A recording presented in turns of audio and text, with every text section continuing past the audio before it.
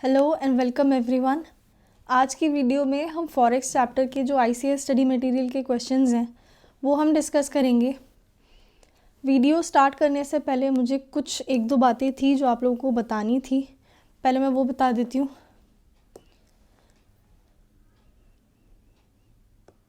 सबसे पहले तो टेलीग्राम चैनल मैंने बना लिया है, उसका लिंक आपको डिस्क्रिप्शन में मिल जाएगा। आप अपडेट्स के लिए, नोट्स के लिए चैनल को ज़रूर ज्वाइन कर लेना। लिंक डिस्क्रिप्शन में मैं डाल दूँगी, इसका भी और इंस्टाग्राम का भी। आपको अगर कोई भी डाउट आता है किसी भी क्वेश्चन में, आपको कुछ सजेशन देना है, फीडबैक देना है, कुछ भी है पॉजिटिव नेगेटिव, आप प्लीज़ कनेक्ट कर लेना इंस्टाग्राम पे। आप मुझे डाउट भेज देना, मैं डेफिनेटली आपको रिप्लाई कर दूंगी और आपका डाउट हम रिजॉल्व कर लेंगे। इसके अलावा आपको इंस्टाग्राम पे नहीं बताना हो, आप कमेंट्स में भी बता सकते हो अपना फीडबैक। आपको अगर चीज़ें समझ में आ रही हैं, प्लीज़ आप अपना फीडबैक दीजिए। टू मेक थिंग्स वर्क हम लोगों को ये चीज़ करनी पड़ेगी। आपको अपना फीडबैक मुझे बताना पड़ेगा, अपने सजेशंस मुझे बताने पड़ेंगे और मैं मेक श्योर करूँगी कि वो चीज़ें मैं रिजॉल्व करूँ आगे आने वाली वीडियोस में। आप जो सजेशंस देते हैं वो मैं एक्सेप्ट करूँगी होल हार्टेडली। प्लीज़ आपसे मेरी रिक्वेस्ट है, आपको अगर चीज़ें समझ में आ रही हैं, नहीं आ रही हैं, आप प्लीज़ अपना फीडबैक मुझे ज़रूर देना। डिस्क्रिप्शन में आपको दोनों ही चीज़ों का लिंक मिल जाएगा, of Telegram as well as Instagram.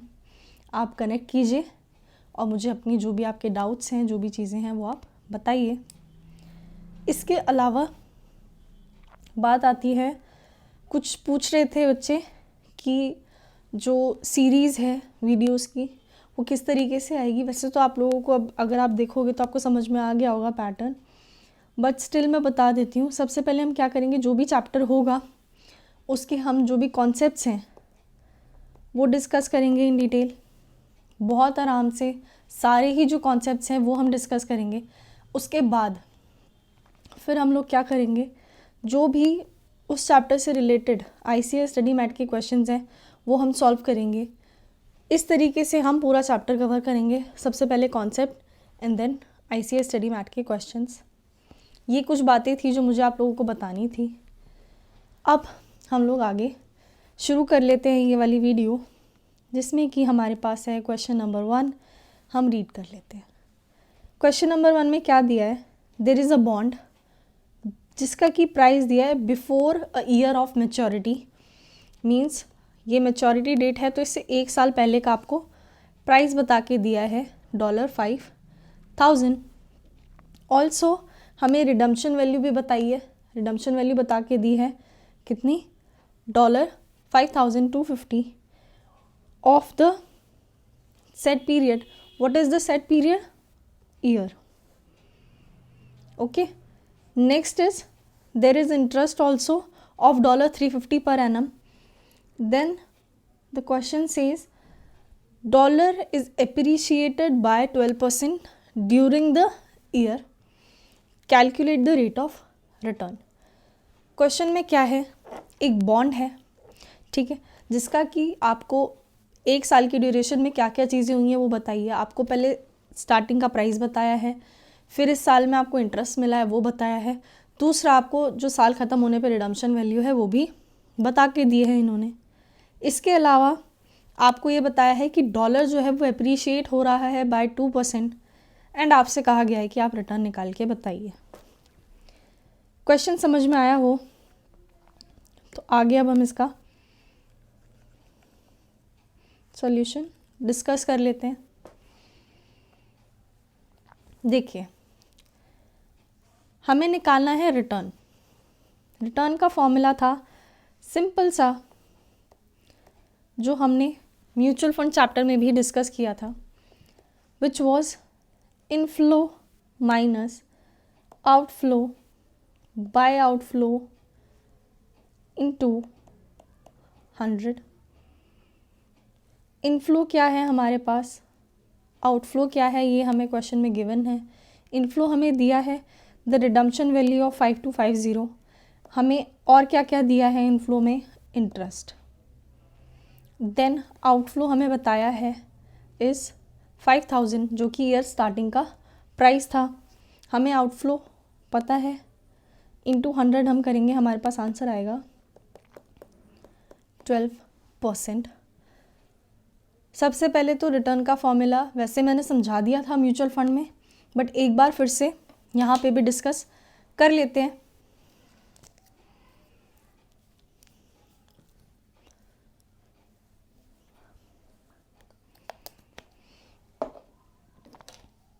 तो रिटर्न में मैंने क्या बोला था, return is the extra amount earned over and above the investment amount.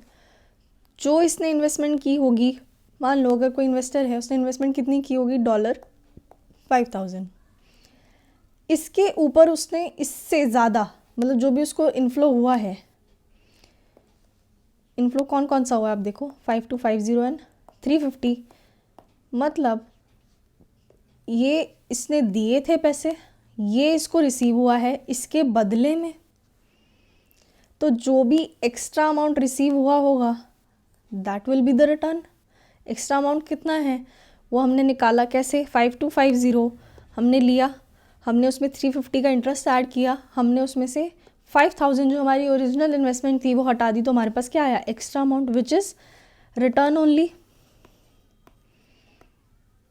ठीक है, फॉर्मूला कैसे बना वो बता रही हूँ। और इसके बेस में हमने क्या लिया, आउटफ्लो। ऐसा हमने क्यों किया, हम करते हैं इन्वेस्टमेंट, हम अगर उसमें रिटर्न देख रहे हैं तो हम क्या देखेंगे, हमने कितना इन्वेस्ट करके कितना कमाया, कितना इन्वेस्ट करके मींस बेस किसको बनाएंगे, हमारी इन्वेस्टमेंट को। इन्वेस्टमेंट क्या होती है, आउटफ्लो। आउटफ्लो आ गया बेस में, इंटू 100 हमारे पास आंसर आ गया।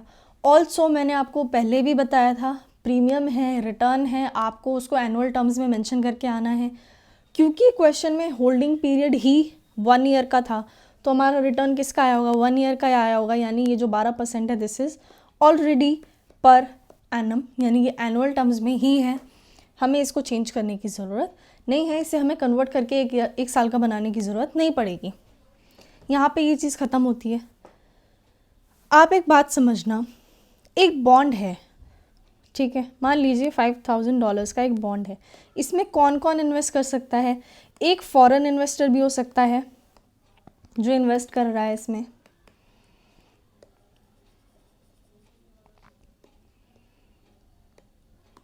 Also there can be a Indian investor. तो आप एक बात समझना, जब ये फॉरेन इन्वेस्टर है, इसकी फंक्शन करेंसी क्या होगी, डॉलर, और इंडियन इन्वेस्टर की क्या फंक्शन करेंसी होगी, रुपीज़। तो जब ये फॉरेन इन्वेस्टर अपना रिटर्न निकालेगा तो ये करेंसी कौन सी कंसिडर करेगा, डॉलर। यानी कि ये जो 12% रिटर्न मैंने निकाला है, ये तो मैंने सब कुछ डॉलर में ही लिया था ना, सब कुछ डॉलर में था। यानी ये जो 12% रिटर्न आया, क्या मैं ये बोल दूँ कि फॉरेन इन्वेस्टर का यही रिटर्न है, आंसर इज यस। ऐसा क्यों बोलेंगे हम, क्योंकि फॉरेन इन्वेस्टर की फॉरेन करेंसी जो फंक्शनल करेंसी है वो क्या है, डॉलर ही है, और रिटर्न भी किस करेंसी को बेस लेके बनाया है, हमने डॉलर को बेस लेके बनाया है। तो यानी रिटर्न किसका हो गया, फॉरेन इन्वेस्टर का रिटर्न ये हो गया। इसके अलावा बचा कौन, इंडियन इन्वेस्टर। ऐसा भी तो हो सकता है ना कि इंडियन इन्वेस्टर फॉरेन का कोई बॉन्ड है, डॉलर में है, कोई बात नहीं, वो इन्वेस्ट करना चाहता है, कर सकता है, मना तो नहीं है। चलिए बात करते हैं, इंडियन इन्वेस्टर अपना रिटर्न किस में निकालेगा, रुपीज़ में।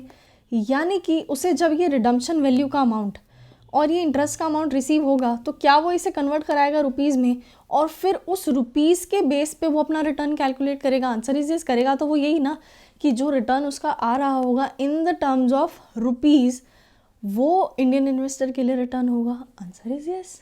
चलिए, अगर ऐसा होगा तो हम ये कह सकते हैं कि ये जो 12% रिटर्न आया है टू फॉरेन इन्वेस्टर, ये तो इसको हो ही रहा होगा, किसको, इंडियन इन्वेस्टर को।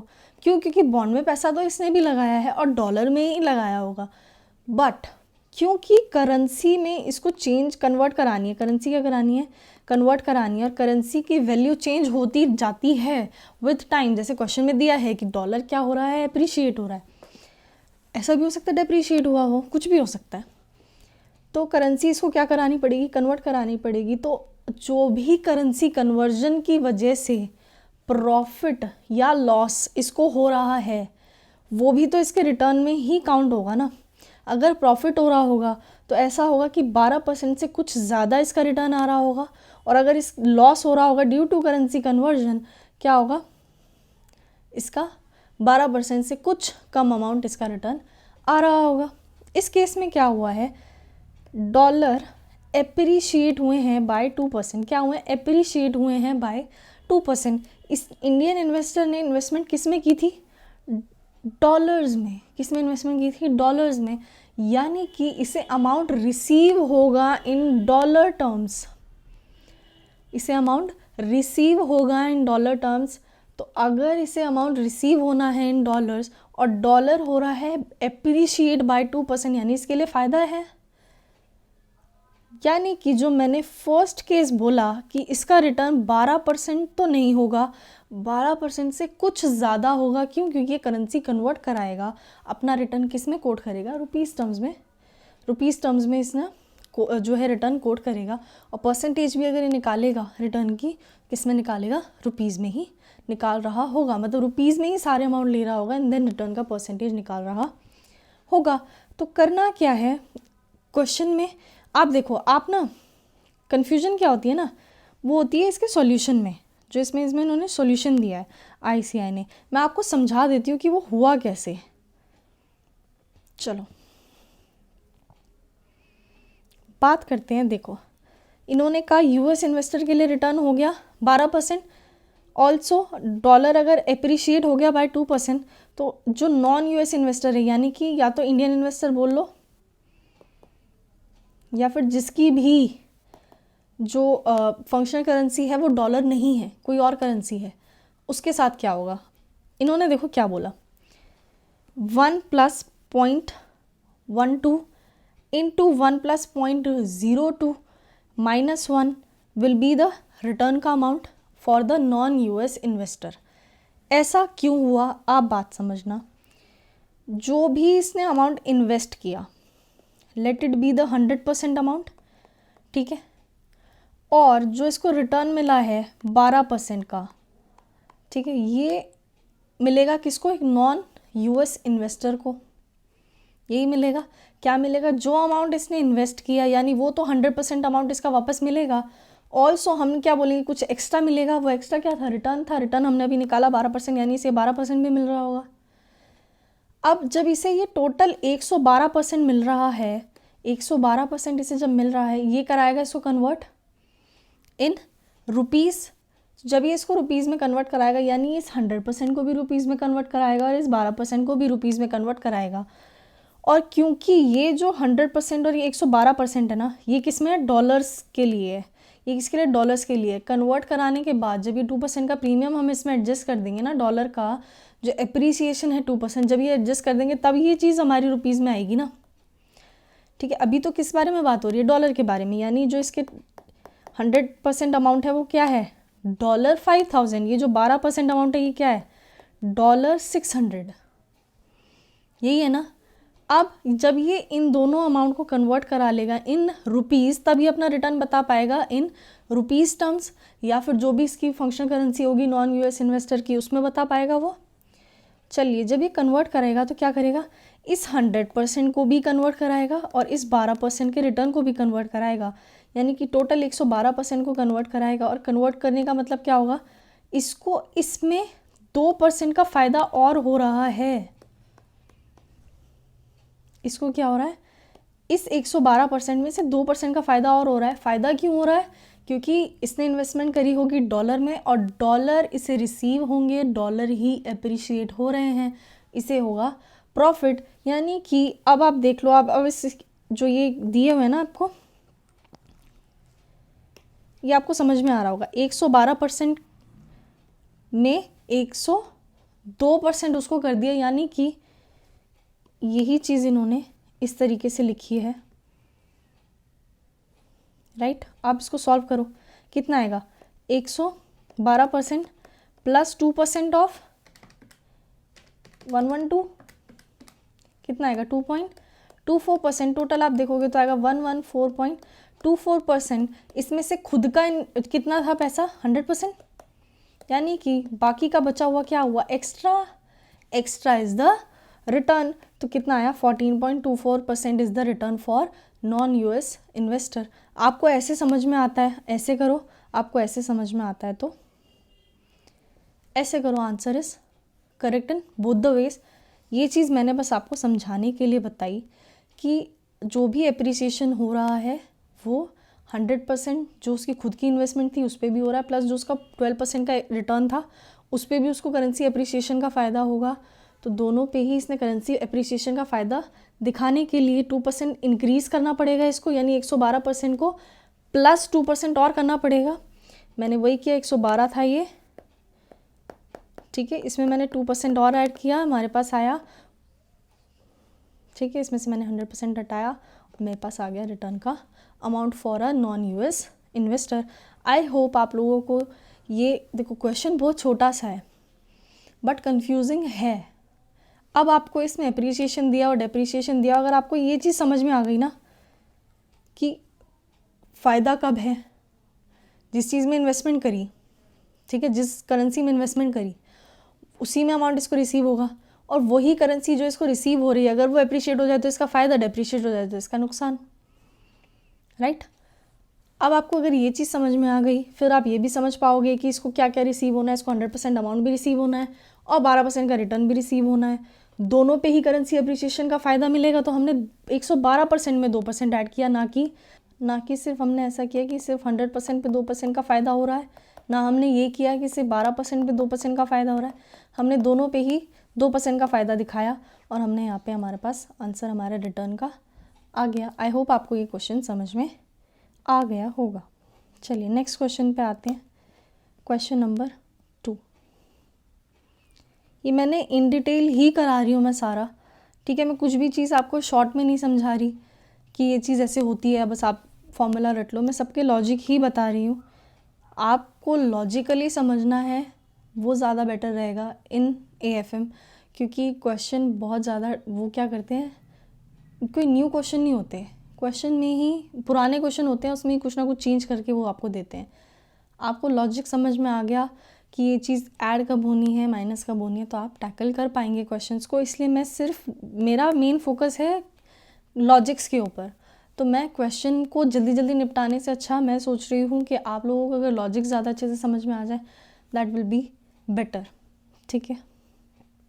Question number 2 is, there is an Amro bank, ठीक है, Amro bank from Amsterdam who wants to purchase ₹15 million against $।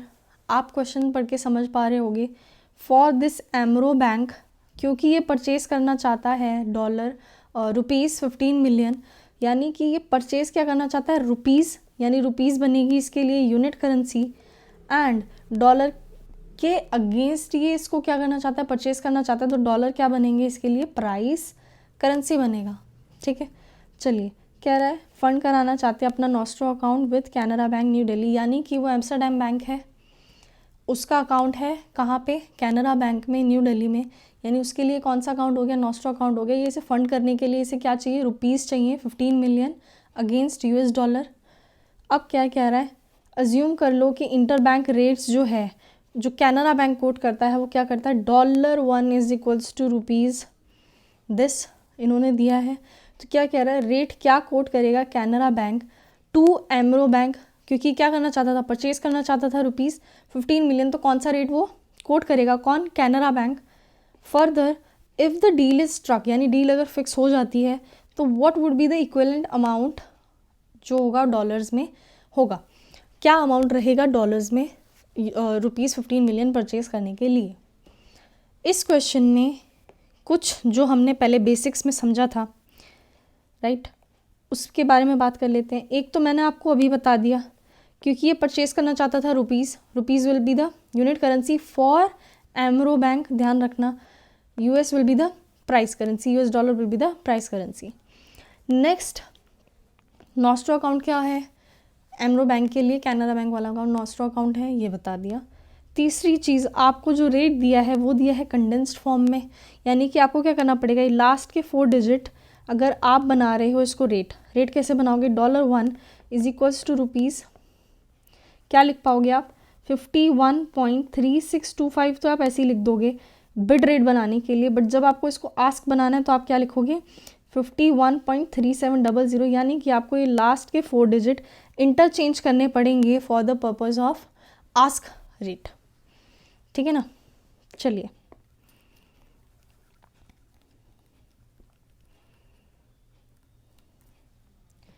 ये हो गया कैनरा बैंक ने जो कोट किया है रेट फॉर डॉलर्स, यानी कि कैनरा बैंक क्या किसको यूनिट करेंसी बना रहा है, डॉलर को, और रुपीस को क्या बना रहा है, प्राइस करेंसी। और ये कायदे से यही होना चाहिए, क्यों, क्योंकि ये बैंक कौन सा, इंडियन बैंक है, और इंडियन बैंक है तो रुपीज़ ही इसकी फंक्शन करेंसी होगी, और फंक्शन करेंसी ही हमेशा प्राइस करेंसी में कोट की जाती है। बाकी की करेंसी को ही एप्पल या ऑरेंज बनाया जाता है। यूनिट करेंसी में क्या आना चाहिए था, डॉलर ही आना चाहिए था। मैंने आपको बताया था रेट किसको कोट करना है, कैनरा बैंक को, यानी कि हम अब बनेंगे कौन, कैनरा बैंक बनेंगे, और कैनरा बैंक के ही पॉइंट ऑफ व्यू से हम सिलेक्ट करेंगे कि आस्क रेट लगाना है या बिड रेट लगाना है। नेक्स्ट इज कौन सा कोट किया जाएगा, तो एमरो बैंक। अब आप देखो, मैंने आपको बोला था आपको सबसे पहले तो एरो बनाने हैं। कैनरा बैंक को क्या मिल रहा है, कैनरा बैंक को क्या देना है, कैनरा बैंक को मिल क्या रहे हैं, डॉलर्स, उसे पे क्या करने हैं, रुपीज़ 15 मिलियन, रुपीज़ 15 मिलियन। अब हमें क्या देखना है, इसके लिए कैनरा बैंक हम क्या बने हैं, कैनरा बैंक बने ना, क्यों बने हैं, क्योंकि कोट कौन करेगा, कैनरा बैंक कोट करेगा। तो जो भी बैंक होता है जो कोट कर रहा होता है, हमेशा हमें उसी की पॉइंट ऑफ व्यू से देखना होता है कि आस्क रेट मांगेगा या बिड रेट लगा के मांगेगा। ठीक है ना। अब देखो इसके लिए यूनिट करेंसी क्या है, डॉलर है। हम क्या करते हैं, जो भी यूनिट करेंसी के साथ हो रहा होता है उसके बेस पर डिसाइड करते हैं आस्क रेट लगेगा, बिड रेट लगेगा। कैनरा बैंक हूँ मैंने बनाया है अपनी कोटेशन में यूनिट करेंसी डॉलर को, तो मैं देखूंगी डॉलर के साथ क्या हो रहा है। डॉलर मैं क्या करना है, मुझे डॉलर खरीदने हैं, डॉलर क्या करने हैं, खरीदने हैं, आ रहे हैं मतलब डॉलर हम मुझे खरीदने हैं। खरीदने के लिए मैं कौन सा रेट लगाऊंगी, बिड रेट। कौन सा रेट लगाऊंगी, बिड रेट, यानी कि कम पैसे देना चाहूँगी तो बिड रेट लगेगा। अब मैंने क्या बोला, कैनरा बैंक ने एमरो बैंक को बोला रेट लगेगा ये, ठीक है, this is my bid rate and ये हो गया कोटेशन। तो क्या एमरो बैंक के लिए ये चीज़ कोट करना ठीक है।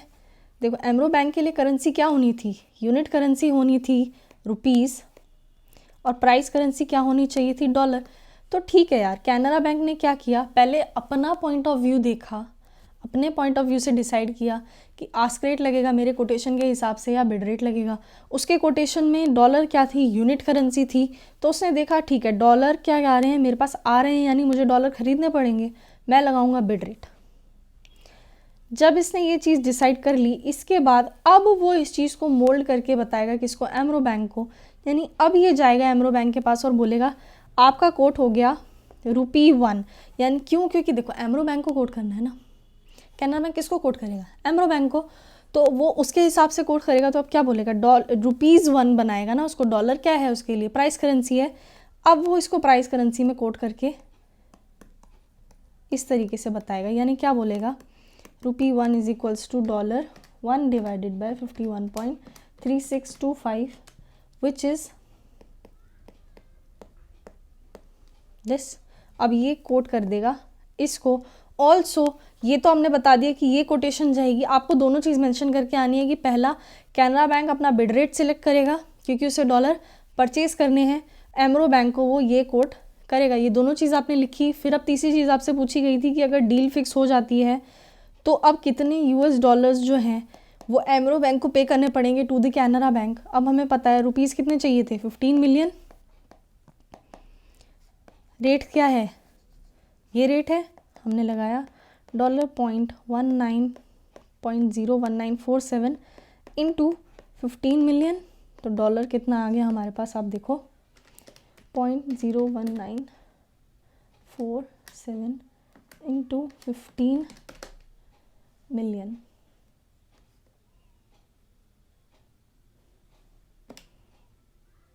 हमारे पास आंसर आया 2,92,000 050। चलिए, ये हो गया हमारा फाइनल आंसर, कितने डॉलर्स इसको देने पड़ेंगे, किसको, एमरो बैंक को, to the Canara bank. I hope आपको सारा जो सिलेक्शन वगैरह था वो सब चीज़ें समझ में आ गई होंगी। चलिए क्वेश्चन नंबर 3 पे चलते हैं।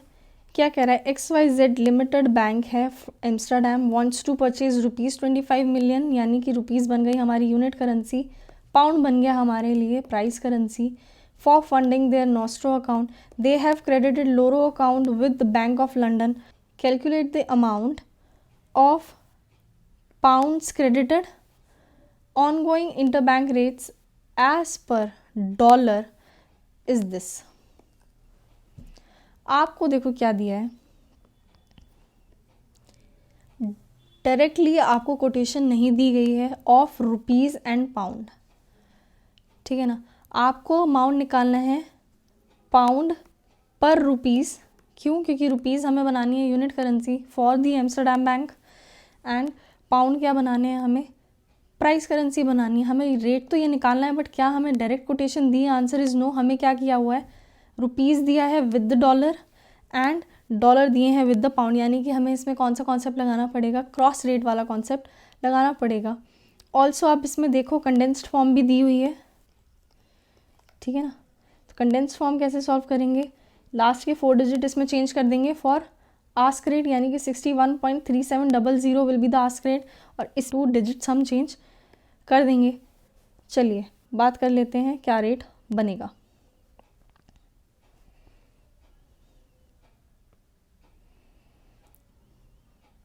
देखो जी, आपको मेंशन करके दिया गया है $1 इज इक्वल्स टू ₹61.3625 एंड 61.3700, यानी कि ये है बिड रेट एंड ये है आस्क रेट।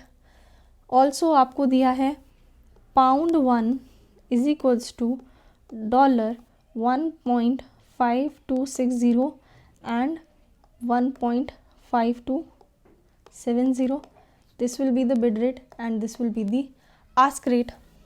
चलिए बात करते हैं, हमें क्या निकालना है, पाउंड पर रुपीज़ का रेट निकालना है, क्योंकि रुपीज़ क्या है एम्स्टरडैम बैंक के लिए यूनिट करेंसी है। ये ऊपर वाले क्वेश्चन से अलग इसलिए भी है क्योंकि जो रुपीज़ हैं इसमें हम क्या करना है, ऐसा हमें कोई ऐसा कोई बैंक नहीं दिया हुआ जो कोटेशन कर रहा है हमारे लिए, ठीक है, जो कुछ कोट कर रहा है। इस क्वेश्चन में हम क्या करेंगे, डायरेक्टली हम पाउंड पर रुपीज़ का रेट निकाल लेंगे। हमें इसमें ये देखने की ज़रूरत नहीं है कि बैंक कौन सा कोट कर रहा है, इनडायरेक्ट डायरेक्ट कुछ नहीं है इसमें, सिंपल हमें दिया हुआ है क्रॉस रेट हमें करना पड़ेगा और हम निकाल के बता पाएंगे उसको पाउंड पर रुपीज़ का कोटेशन। ऑल्सो फिर हम उसको ये भी बता पाएंगे कि कितने पाउंड जो है वो चाहिएंगे क्या करने के लिए, ₹25 मिलियन परचेज़ करने के लिए। जब क्रॉसिंग करनी थी तो मैंने क्या बोला, हमें क्या करना है, पाउंड पर रुपीज़ निकालना है। Rupees is the unit currency, pound is the price currency. तो अब हमें क्या करना है, देखो क्रॉसिंग के टाइम मैंने आपको बताया था हमें क्या करना होता है, डॉलर हमने सबसे पहले क्या लिया, पाउंड लिया। पाउंड का किसके साथ कोटेशन दिया है, डॉलर के साथ। फिर हमने किया, ठीक है, डॉलर से डॉलर कैंसिल हो जाएगा। अगर मैं यहाँ पे मैंने इसको कहाँ लिखा है, डिनोमिनेटर में, अगर मैं डॉलर को ही न्यूमिनेटर में लिख दूँ तो डॉलर से डॉलर कैंसिल हो जाएगा। डॉलर का रेट किसके साथ दिया है, विद द रुपीज़, यानी कि अगर इससे ये कैंसिल हो गया हमारे पास क्या आ जाएगा, पाउंड पर रुपीज़ आ जाएगा आंसर। ठीक है, हमें यही चाहिए, पाउंड पर रुपीज़ ही चाहिए, तो हमने उसको इस तरीके से मेंशन कर दिया। यानी ये बनाएगा, एक बिड रेट लिखेंगे, एक लिखेंगे आस्क रेट, इस तरीके से। ठीक है, अब आप देखो क्या आपको पाउंड पर डॉलर का रेट दिया है, आंसर इज़ नो। हमें रेट दिया है डॉलर पर पाउंड, यानी कि हमें क्या करना पड़ेगा, चेंज करना पड़ेगा। इनडायरेक्ट कोट, ये क्या है हमारे लिए, इनडायरेक्ट कोट है। तो मैंने आपको बताया था जब इनडायरेक्ट कोट दिया है तो अगर हमें बिड रेट लेना है तो हमें क्रॉसिंग करनी पड़ेगी, है ना।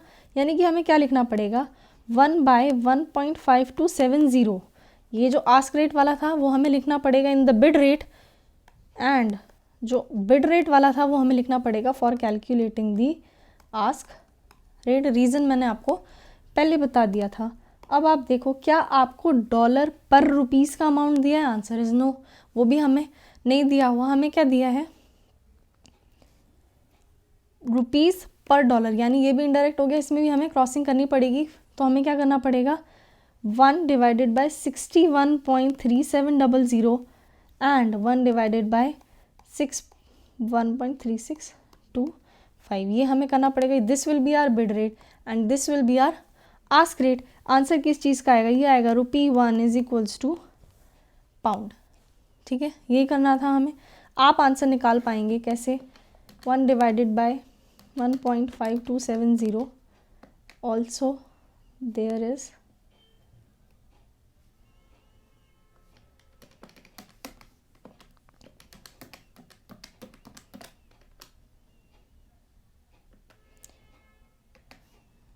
61.3700। आंसर हमारे पास आएगा 0.0107। ठीक है, इसको आप सॉल्व करना, हमारे पास आंसर आएगा 1 डिवाइडेड बाय 1.5260। हमारे पास जो है ना बिड और आस्क रेट सेम आ रहा है, क्योंकि देखो ज़्यादा कुछ था नहीं इनमें, बहुत ज़्यादा डिफरेंस नहीं था आस्क और बिड में। ऑल्सो हमने राउंड ऑफ भी किया है, तो ये सेम आ रहा है। बट आप अभी समझने के लिए ना ये 7 को आप 8 कंसिडर कर लो। ठीक है, कि बिड रेट ये है और आस्क रेट ये है। ऑब्वियसली आस्क रेट बड़ा होता है, तो हम यहाँ पे इसको कंसिडर कर लेते हैं। अब ये कोटेशन किसने दी होगी, अदर बैंक ने ये कोट किया होगा कि ₹1 जो है वो चल रहा है इस रेट पे। ठीक है, यानी कि ये जो अदर बैंक है ये कोट कर रहा है, ये जो अदर बैंक है ये कोट कर रहा है किसको, XYZ लिमिटेड बैंक को। XYZ लिमिटेड बैंक क्या कर रहा है, इसको क्या चाहिए, ये दे रहा है पाउंड और ख़रीद रहा है रुपीज़। क्या कर रहा है, ख़रीद रहा है रुपीज़, यानी एरो बना लिए। अब एरो से हम समझेंगे हमें क्या करना होता है, जो बैंक कोट कर रहा होता है उसके पॉइंट ऑफ व्यू से हमें देखना होता है आस्क रेट लगेगा या बिड रेट लगेगा। तो आप देखो अदर बैंक कोट कर रहा है इन रुपीज़ टर्म्स, यानी जो यूनिट है वो क्या है, यूनिट करेंसी कौन सी है, रुपीज़ है। हमने इसमें रेट इसी हिसाब से निकाला जो इन्होंने दिया था। अगर इन्होंने डायरेक्टली दे दिया होता तो हम उस हिसाब से कर लेते, लेकिन क्योंकि इन्होंने क्रॉस करने के लिए बोला तो हमने निकाला ही इस हिसाब से है जो XYZ लिमिटेड बैंक के लिए वो डायरेक्ट कोट बन जाए। ठीक है, तो अब ये क्या हो गया, यूनिट करेंसी ही रुपीज़ है इस केस में।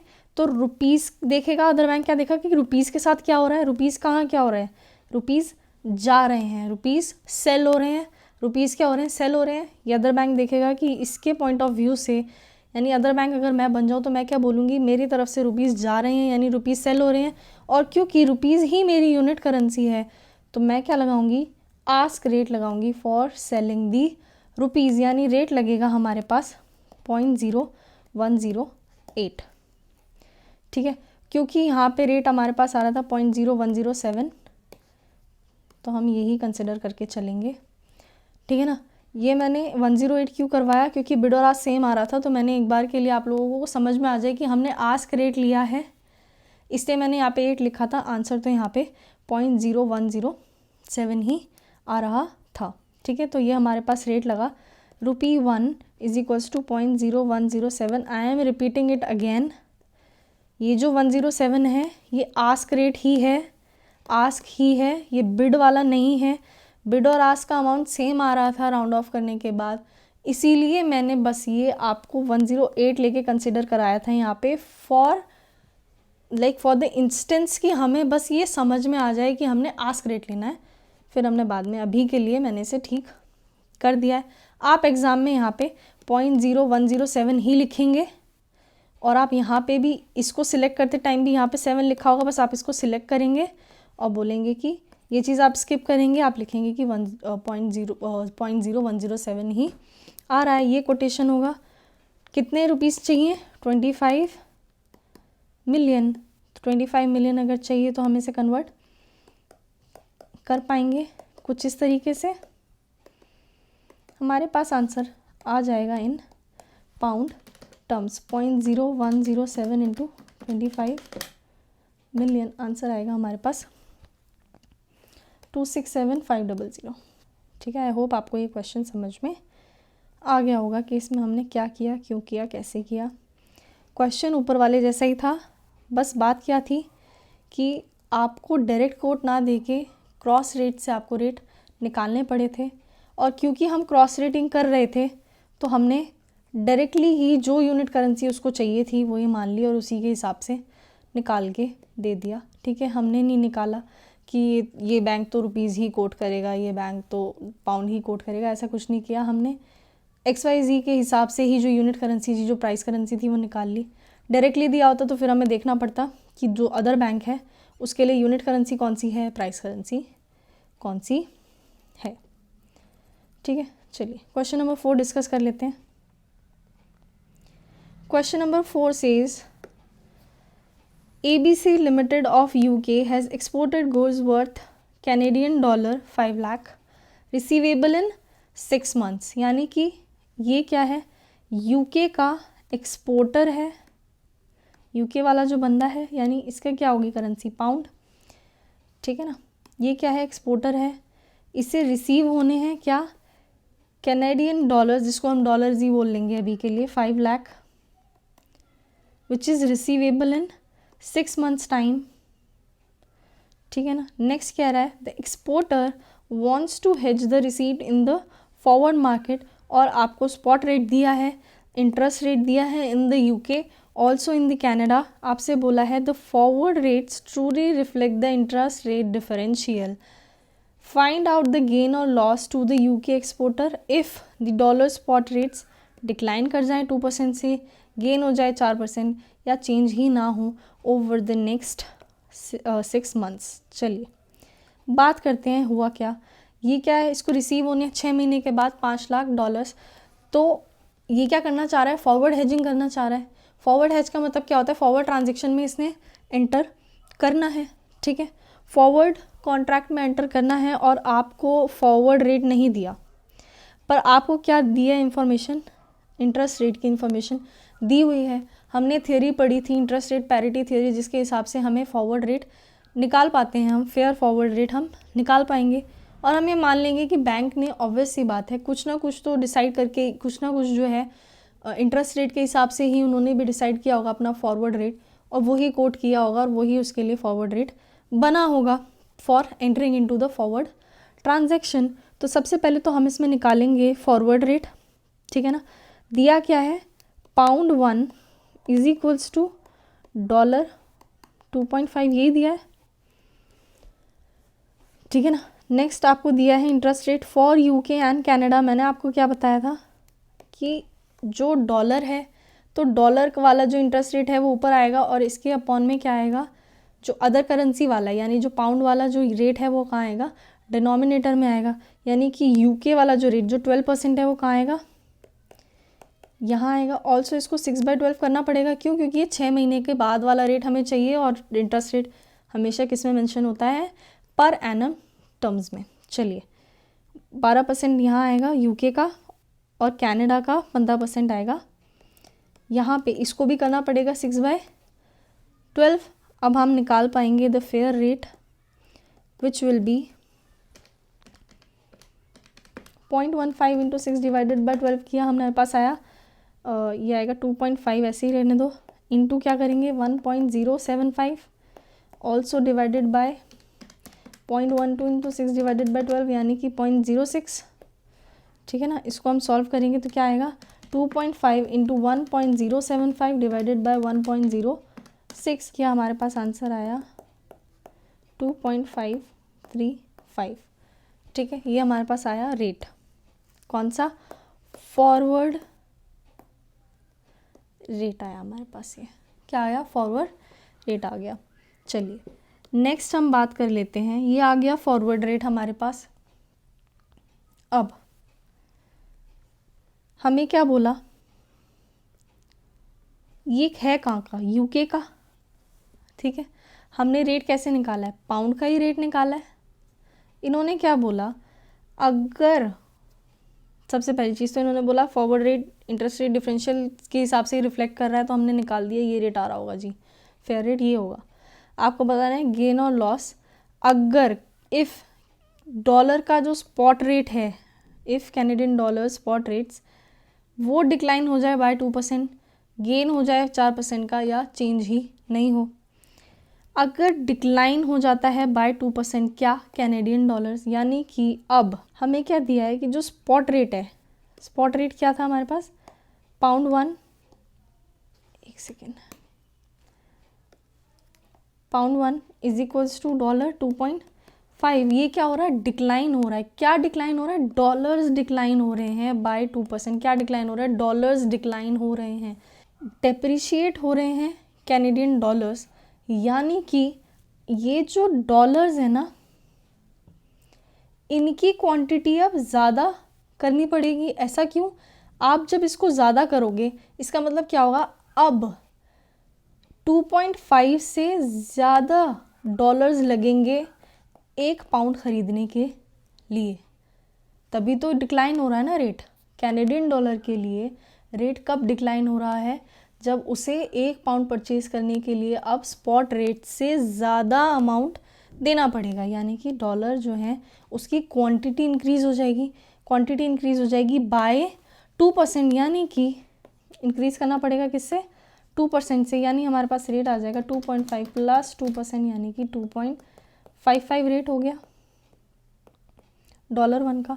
आप देखो, आप फॉरवर्ड रेट में एंटर करे थे कहाँ पे, किस पे, पाउंड 1 इज इक्वल्स टू 2.535 में, और रेट क्या हो गया, वो कह रहा है डिक्लाइन होके रेट हो गया है पाउंड 1 इज इक्वल्स टू $2.55। ठीक है, आपको क्या थे, रिसीवेबल्स थे, क्या, कैनेडियन डॉलर्स रिसीवेबल थे, रिसीवेबल थे।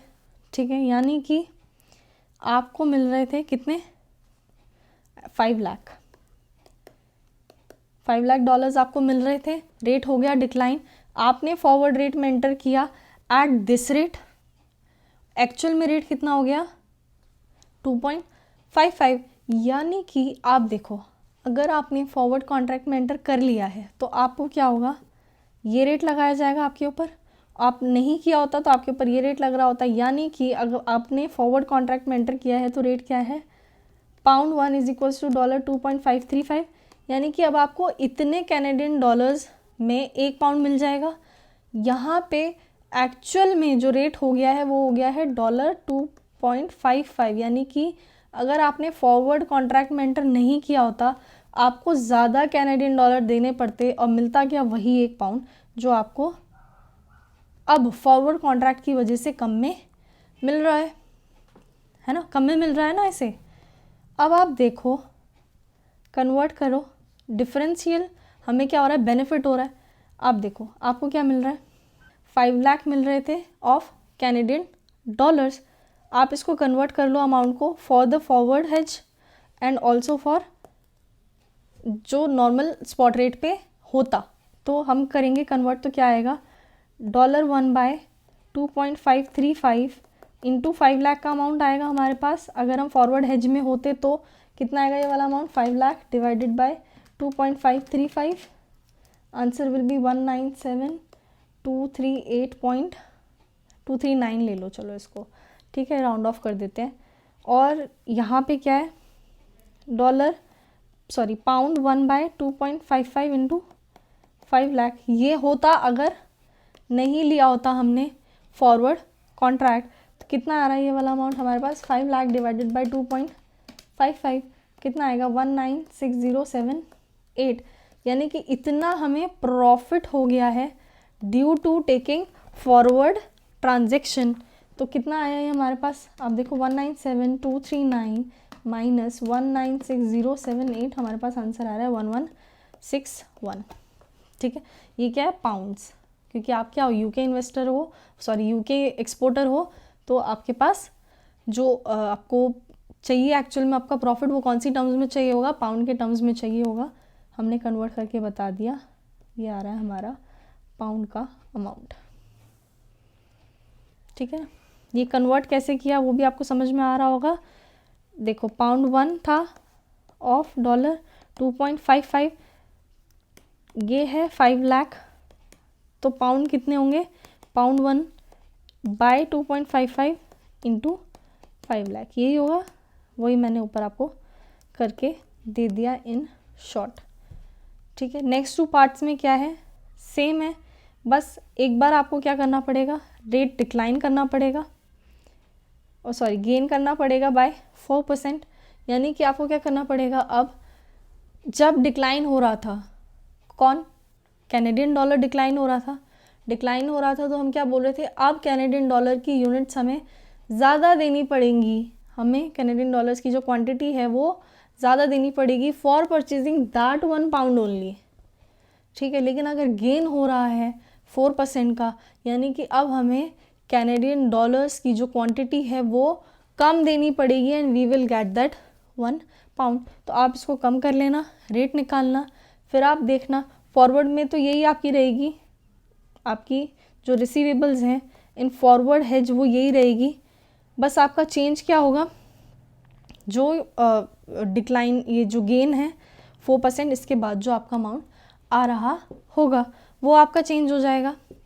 और अगर अनचेंज रहती है, अनचेंज का मतलब जो स्पॉट रेट है यही कंटिन्यू हुआ और आपने ले लिया फॉरवर्ड हेज, ठीक है, आप निकाल लेना कि अगर यही कंटिन्यू रहा तो इस रेट पे आपको निकालना पड़ेगा, यही चल रहा होगा हमारा spot rate at 6 month period, ये निकालना। फॉरवर्ड हेज वाली भी आपकी सेम ही रहेगी जो हमने निकाल ली पहले से, इसमें से आप ये डिडक्ट करके देख लेना कि आपका प्रॉफिट आ रहा है या लॉस आ रहा है। अब देखो गेन हो रहा होगा, डॉलर्स का गेन हो रहा होगा, यानी अब कम क्वांटिटी में क्या होगा, गेन हो रहा है, यानी कि अब आपको क्वांटिटी जो है कम होंगी ऑफ डॉलर्स, आपको मिल जाएगा क्या, 1 पाउंड। क्या मिल जाएगा, 1 पाउंड मिल जाएगा। आप देखो आपने फॉरवर्ड कॉन्ट्रैक्ट में एंटर कर लिया है, ठीक है। आप अब ये देखना दोनों को कंपेयर करके कि क्या अब रेट जो है वो कुछ ज़्यादा हो गया है या कम हो गया, ठीक है। आप गेन वाला भी कर लेना और अनचेंज रहा तो भी उसका आप आंसर निकाल लेना, आपको समझ में आ जाएगा। एक बार ऐसे ही सॉल्यूशन से एक बार मैं गो थ्रू करवा देती हूँ आपको।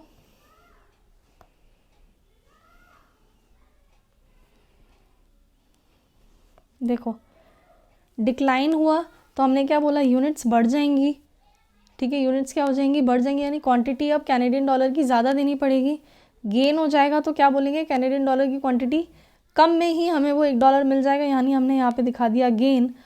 ऑल्सो अगर चेंज नहीं हुआ तो रेट रहेगा 2.5 ही रहेगा ऑफ पाउंड 1 इज टू 2.5 ही कंटिन्यू करेगा after the 6 months as well, ठीक है। फॉरवर्ड रेट वाली जो आपने पहले लिखी थी वही आपको सब जगह लिखनी है, फॉरवर्ड का तो चेंज कुछ होगा नहीं, बस चेंज क्या होगा, जो स्पॉट रेट एक्चुअल में हो गया आफ्टर 6 मंथ्स वो चेंज हो गया। हमने पहले में क्या लिया था, 2.55 लिया था, अब हम क्या लेंगे, 2.40 लेंगे। क्यों, क्योंकि हमने क्या करी होगी, यहाँ पे क्वांटिटी कम कर दी होगी, और अगर चेंज नहीं हुआ rate over the 6 month period तो हम क्या लेंगे, 2.50,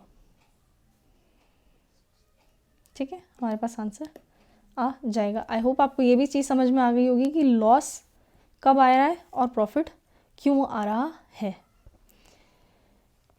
नहीं समझ में आए प्लीज़ आप लोग अपना डाउट सेंड कर देना, मैं आपको ज़रूर वॉइस रिकॉर्डिंग या वीडियो वगैरह जो भी बना के मुझे समझाना होगा मैं आपको समझा दूंगी। अब हम डिस्कस कर लेते हैं क्वेश्चन नंबर 5। तो क्वेश्चन नंबर 5 में क्या गिवन है, क्वेश्चन नंबर 5 में बोला है on April 3, 2016 a bank quotes the following, यानी कि उसने क्या बताया, एक तो स्पॉट रेट बताया है ऑफ $1 जिसमें कि उसने आपको आस्क रेट भी बताया है एंड बिड रेट भी बता के दिया है उसने, ठीक है। इसके अलावा उसने 2 मंथ स्वैप पॉइंट्स बताए हैं आपको, ठीक है। स्वैप पॉइंट किस लिए होते हैं मैंने आपको बता दिए थे, फॉरवर्ड रेट निकालने के लिए ही स्वैप पॉइंट्स आपको गिवन होते हैं। ऑल्सो आपको 3 मंथ्स का स्वैप पॉइंट्स भी दिए हैं। आपसे बोला है in a spot transaction delivery is made after 2 days, ये चीज़ हमें पता है, transaction plus 2 days 3 days something कुछ चीज़ें होती हैं। तो ये क्या कह रहे हैं, डिलीवरी जो होती है ना वो ट्रांजैक्शन डे के 2 दिन बाद होती है, मतलब जिस दिन आप एक्चुअली ट्रांजैक्ट करते हैं उसके 2 दिन बाद में डिलीवरी की जाती है। आगे दिया है assume spot date as April 5, 2016, आपको एक स्वैप पॉइंट बता दिया इसके बराबर होता है, नहीं भी दिया होता तो भी हमें तो पता था। You are required to ascertain swap points for 2 months and 15 days। क्या ये कुछ ब्रोकन पीरियड स्वैप पॉइंट वाला लग रहा है? Answer is yes. क्यों? देखिए, आपको 2 months का बताया है स्वैप पॉइंट्स, आपको 3 months के भी स्वैप पॉइंट्स दिए हुए हैं, आपसे कुछ मिडवे का कुछ पूछ रहे हैं, बीच का कोई स्वैप पॉइंट्स आपसे पूछे गए हैं, तो आप क्या बोलोगे? ये क्या ये ब्रोकन पीरियड स्वैप पॉइंट वाला ही कॉन्सेप्ट है? Answer is yes. उसमें हम क्या कर रहे थे? यूनिटरी मेथड से निकालते थे कि क्या हमारा आएगा swap point for the period जो कि लाई कर रहा है इन बिटवीन 2 पीरियड, जिनका कि स्वैप पॉइंट ऑलरेडी गिवन है हमें। तो इन्होंने क्या बोला? आपको निकाला है 2 months 15 days, यानी कि क्या एग्जैक्टली इनके बीच में लाई कर रहा होगा swap point? Answer is yes. ऐसा क्यों? 2 months after the spot date is this, जो ये स्वैप पॉइंट ऑलरेडी आपको दिए हैं, ये कहाँ तक के दिए हैं? 2 month का तो दिया हुआ है, इसमें आपसे 15 days और ऐड करने के लिए बोल रहा है, और एक्चुअली में आपको एग्जैक्टली 30 days बाद का तो आपको दिया ही हुआ है, राइट? यानी कि एग्जैक्टली मिड का वो पूछ रहा है आपसे स्वैप पॉइंट, यानी कि इसमें तो अगर हम सिंपली एवरेज आउट करके निकाल दे तो आंसर आ जाएगा। तो हम क्या करेंगे? हम बोलेंगे स्वैप पॉइंट है 70 for 2 months time period and for the 3 months time period it is 160। तो मिडवे का निकालना है तो डिवाइडेड बाय 2 कर देंगे। सिमिलरली हम ये सेम चीज़ करेंगे for calculating the ask rate and we will have the answer as 160 + 70 divided by 2 which is 115 is the swap point for the bid after 2 months and 15 days, and 90 plus 186 divided by 2 138 will be the ask rate for the swap point। Next चीज़ हमसे पूछी गई है, ये तो हमने बता दिया, ये तो हमने क्या बता दिया कि हमारे पास स्वैप पॉइंट्स क्या रहेंगे for 2 months and 15 days which is June 20th 2016। Next हमसे पूछा गया आप बताओ फॉरेन एक्सचेंज रेट क्या होगा ऑन दिस डेट, यानी कि आपने देखो इसी डेट के आपने निकाले थे स्वैप पॉइंट्स, यानी कि अगर आप स्पॉट रेट में ये वाले स्वैप पॉइंट्स को ऐड कर देंगे तो क्या आपके पास इस दिन का ही एक्सचेंज रेट आएगा? Answer is yes. चलिए, स्पॉट रेट आपको दिया है 66.2525 एंड 67.5945, यानी कि आप सिंपली इसमें अगर ऐड कर देंगे 115 एंड 138, तो कैसे ऐड करोगे आप? 0.0115 एंड 0.0138। वाई आपको दिया भी हुआ है कि एक स्वैप पॉइंट किसके बराबर है? 0.0001 के, यानी कि 115 स्वैप पॉइंट्स किसके बराबर होंगे? 0.0001 इंटू 115 विच इज़ 0.0115, राइट? आप इन्हें ऐड करेंगे, आपके पास आ जाएगा exchange rate as on June 20th। आप निकालेंगे 66.2525 plus 0.0115 is equals to 66.2640 and 67.5945 plus 0.0138 will be 67.6083। This will be your foreign exchange rate as on June 20th 2016। Next आपसे जो पूछा है उसने पूछा है एनुअल रेट ऑफ प्रीमियम और discount on US dollar of US dollar on INR, यानी पूछा किसका है प्रीमियम या डिस्काउंट? डॉलर का पूछा है। On an average rate, on an average rate, जब हम प्रीमियम निकालते थे और हमें जिस चीज़ की कोटेशन दी होती थी उसी का निकालना होता था, यानी सेम करेंसी का अगर हमें प्रीमियम निकालना होता था तो हम फॉर्मूला क्या लगाते थे?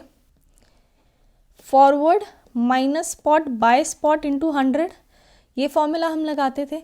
लेकिन इसमें इन्होंने क्या कहा है कि आप एवरेज रेट पे निकालिए, यानी कि आप यहाँ पे स्पॉट ना लेके forward plus spot divided by 2 के बेस पे आप बताइए क्या प्रीमियम या डिस्काउंट आ रहा है। यानी करना आपने फॉरवर्ड माइनस स्पॉट करके ही प्रीमियम आता है, वो तो चीज़ चेंज नहीं हो सकती, बट जो बेस में आप स्पॉट रेट ले रहे थे पहले, उसके बदले उन्होंने क्या कहा? आप एवरेज रेट पे बताइए कि कितना प्रीमियम है, यानी you have to add both of the rates which is forward and spot and you have to average them out.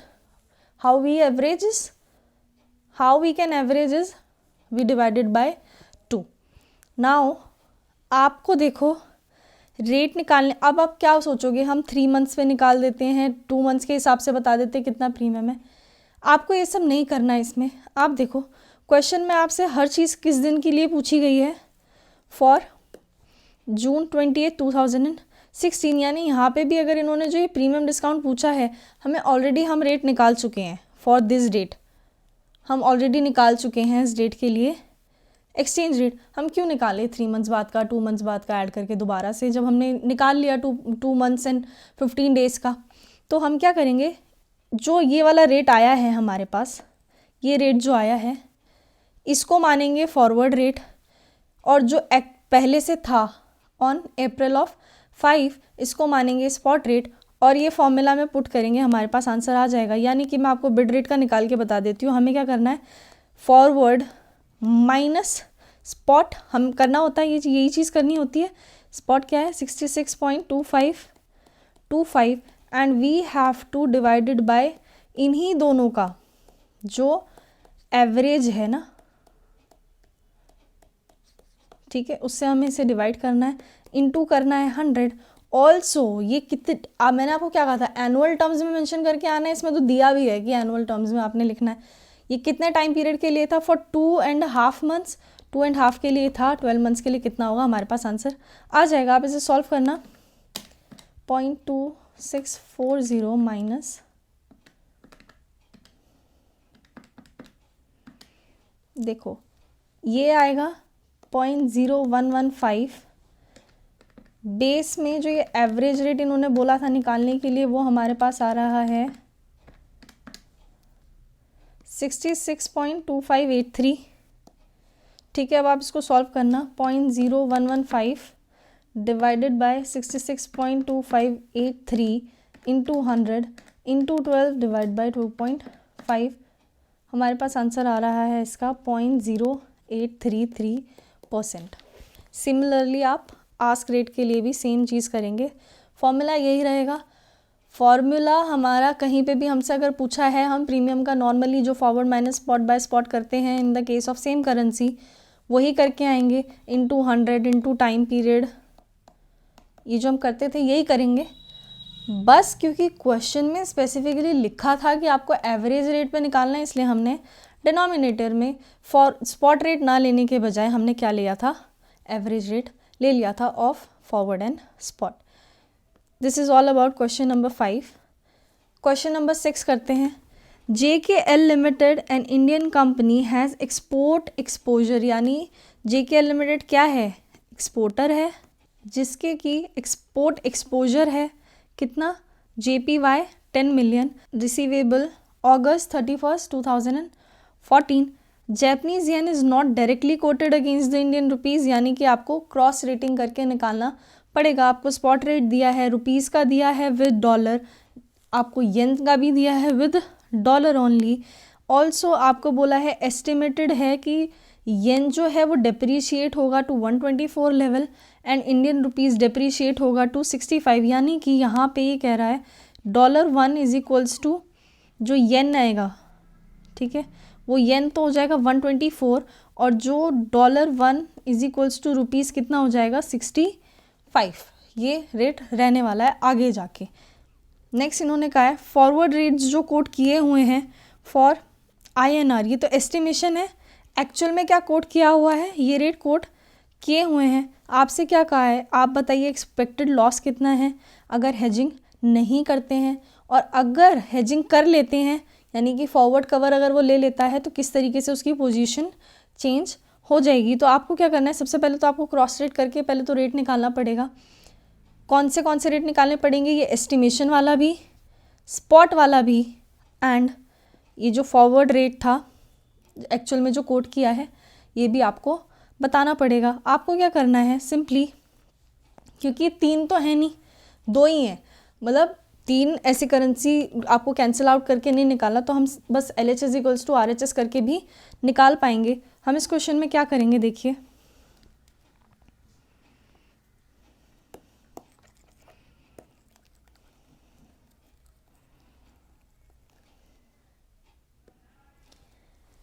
ये क्या रेट दिया है हमें $1 इज इक्वल्स टू ₹62.22 और क्या दिया है हमें, $1 is equals to Japanese yen 102.34, यानी कि अगर हम इन दोनों को आपस में LHS इक्वल्स टू RHS कर सकते हैं, ये कर देंगे तो हमारे पास क्या आ जाएगा, स्पॉट रेट आ जाएगा।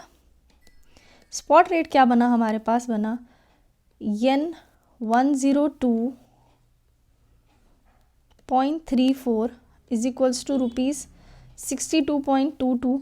अगर हम येन 1 का रेट निकालें तो क्या आएगा, ₹62.22 डिवाइडेड बाय 102.34, हमारे पास आंसर आ रहा है 0.6080। ठीक है, राउंड ऑफ कर लिया हमने, हमारे पास आंसर आ गया 0.6080। सेम अगर हमें ये जो एस्टिमेशन रेट दिया हुआ है, अगर हम इसको भी LHS इक्वल्स टू RHS कर ले तो हमें एस्टिमेटेड भी पता चल जाएगा। तो एस्टिमेटेड भी हमारे पास इसी तरीके से आ जाएगा, जिसमें हम करेंगे 124 इज इक्वल्स टू ₹65 और हमारे पास इसका आंसर आ रहा है yen 1 is equals to 65 divided by 124 is ₹0.5242।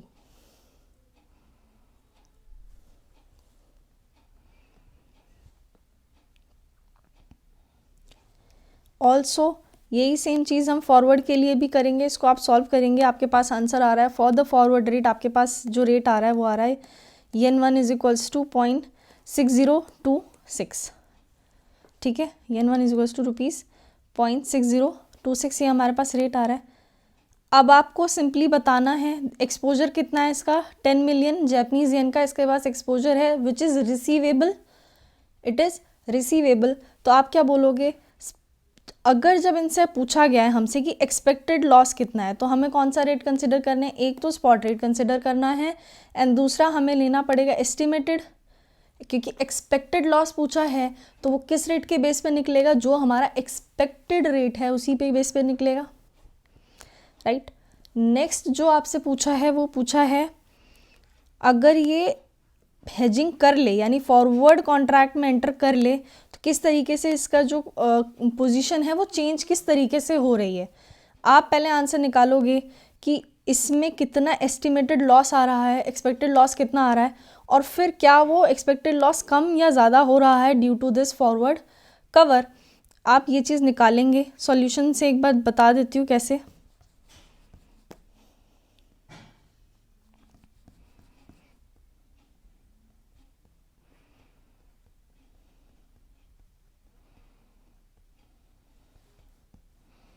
देखिए, सबसे पहले इन्होंने क्या किया, स्पॉट रेट निकाला, मैंने आपको बता दिया, एक्सपेक्टेड भी बता दिया, ऑल्सो फॉरवर्ड भी बता दिया। इन्होंने पूछा एक्सपेक्टेड लॉस कितना, तो हमने क्या कहा eight the time of export, यानी कि तो मैंने क्या बोला स्पॉट रेट वाला कंसिडर करो, और दूसरा मैंने क्या बोला आप एक्सपेक्टेड वाला कंसिडर करो, और आप देखो कि आपका रिसीवेबल कितना बन रहा है और हमारा एक्सपेक्टेड लॉस कितना आ रहा है, और फिर आप देखो फॉरवर्ड कवर करने पे कितना आ रहा है, तो आप देखो स्पॉट पे पहले कितना आ रहा है और फिर फॉरवर्ड में अगर हम उसे कन्वर्ट कर रहे हैं तो कितना आ रहा है वो आप देखोगे। मैंने येन 1 का ही निकाला है, तो येन आपको 10 मिलियन ही करने हैं बस।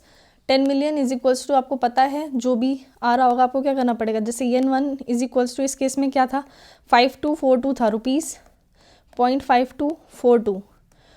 येन कितने हैं 10 मिलियन, आपको क्या करना पड़ेगा ₹0.5242 इंटू 10 मिलियन करना पड़ेगा, ये करना पड़ेगा, आपके पास ये आंसर आ जाएगा। सेम चीज़ आपको तीनों केस में करनी है, यानी कि अब आपको क्या करना है फॉरवर्ड कवर के लिए जब स्पॉट रेट निकाल रहे हो तो भी आपने मल्टीप्लाई करके निकाल पाए, फिर आपने क्या किया फॉरवर्ड कवर से कितने रिसीवेबल आ रहे हैं वो आपने देखा और आपका लॉस कम हो रहा है, एक्चुअल में कम हो रहा है। पहले लॉस अगर हम फॉरवर्ड कवर नहीं लिया होता तो हम क्या एक्सपेक्ट कर रहे हैं कि रेट कितना हो जाएगा 0.5242 हो जाएगा, और हमारे पास ये लॉस हमारा हो जाएगा, ट्रांजैक्शनल लॉस हमारा ये हो सकता है। लेकिन अगर हम फॉरवर्ड कवर ले लेते हैं जिसपे कि फॉरवर्ड रेट आपको उन्होंने कोट करके दिया है 0.6026 रुपीज़ पर येन, तो आप अगर फॉरवर्ड कवर ले लेते हैं तो आपके पास लॉस जो है आपका वो कम हो रहा है। तो इसलिए आपका लॉस कम हो रहा है तो आपके लिए फॉरवर्ड कवर लेना बेनिफिशियल है। तो by taking forward cover loss जो है वो रिड्यूस हो रहा है ₹254,000 आपसे क्वेश्चन में एक चीज़ और पूछी गई थी, विच वॉज, देखिए आपसे पूछा गया था अगर स्पॉट रेट जो है अगस्त में एक्चुअली में, देखो फॉरवर्ड रेट फॉर अगस्त आपको फॉरवर्ड रेट दिए थे, वो कह रहा है अगर एक्चुअली में जो स्पॉट रेट है वो ये हो जाता है, यानी कि अब आप कैसे निकालोगे, वही यन 110.85 इज इक्वल्स टू ₹66.25, ये रख के अगर आप यन 1 की वैल्यू निकाल पाएंगे तो वो आपके पास आ रही होगी 0.5977। ठीक है, वो क्या आ रही होगी हमारे पास, आप इसको सॉल्व करके वैल्यू निकालेंगे, आपके पास आ रहा है यन 1 इज इक्वल्स टू 0.5977। अब आप देखो वो कह रहा है एक्चुअल में अगर स्पॉट रेट ये हो गया तो क्या फॉरवर्ड कवर लेना जस्टिफाइड रहा। आप देखो अब इस केस में आप निकालो कितने आपके रिसीवेबल्स आएंगे, ठीक है ना। अगर स्पॉट रेट मतलब उसने फॉरवर्ड कवर नहीं लिया होता तो अब एक्चुअल में पोजीशन उसकी क्या होती, ये पोजीशन होती, और वो इस रेट पे कन्वर्ट कराता अपने येंस, तो कितना रिसीवेबल आता, ठीक है, तो कितना रिसीवेबल आता। और अगर उसने फॉरवर्ड कवर ले लिया था तो हम ऑलरेडी निकाल चुके कि कितने रिसीवेबल आ रहा था। आप देखोगे दोनों को कंपेयर करके तो आपको पता चलेगा कि फॉरवर्ड कवर में अगर बेनिफिट हो रहा है तो फॉरवर्ड कवर लेना जस्टिफाइड था। अगर फॉरवर्ड कवर हमने लिया और उससे कोई बेनिफिट हमें नहीं हो रहा है, यानी कि उल्टा इस केस में हमारे पास अगर रिसीवेबल्स ज़्यादा आ जाएं rather then in the forward cover, तो हम ये बोलेंगे कि फॉरवर्ड कवर लेना जस्टिफाइड नहीं था। इस क्वेश्चन में जस्टिफाइड ही था। आप देखोगे रेट जो है ये छोटा है। एक बार फिर भी सॉल्यूशन में मैं आपको दिखा देती हूँ।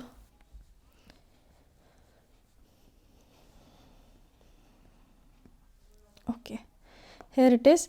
देखो at the time of export क्या था, स्पॉट रेट लिखा, हमें पता था रिसीव्ड इन द अगस्त, अगर हमने फॉरवर्ड कवर नहीं लिया होता तो स्पॉट रेट ये चल रहा है, अभी हमने निकाला 0.5977, हमारे पास रिसीवेबल्स ये आ रहे होते, हमारा लॉस होता 1,03,000 का। अब आप देखो कंपेयर करके इन दोनों को, आप देखो फॉरवर्ड कवर की वजह से हमारा लॉस जो है वो कम हो जाएगा, यानी फॉरवर्ड कवर लेना क्या है, जस्टिफाइड है। चलिए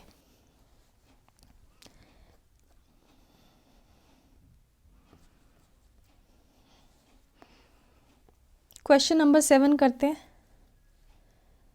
क्वेश्चन नंबर 7 में बोला है you sold Hong Kong dollars 1 CR value spot to your customer at this rate, मतलब आपने रेट फिक्स कर लिया, आप कौन हो, बैंक हो, ठीक है। आपने हांगकांग डॉलर्स जो है 1 CR के, वो आपने क्या किया, इस रेट पे फिक्स आपने सेल कर दिए, ठीक है ना। और खुद को कवर कहाँ किया आपने, लंदन मार्केट में ऑन द सेम डे। आप बैंक हैं, बैंक अपनी पोजीशन ओपन नहीं रखता ना, वो क्या करेगा, जाएगा अपने आप को कवर कर लेगा इन सम अदर मार्केट। इसका मतलब क्या हुआ, यानी कि अब बैंक ने क्या किया, खुद को कवर कर लिया, कहाँ, लंदन मार्केट के अंदर। यानी कि देखो see if I am the bank and I am selling the Hong Kong dollars and receiving rupees, और मैं कह रही हूँ कि मैंने खुद को कवर कर लिया, दिस मीन्स मैंने क्या किया होगा, इंटर बैंक से परचेज का कॉन्ट्रैक्ट किया होगा of Hong Kong dollar,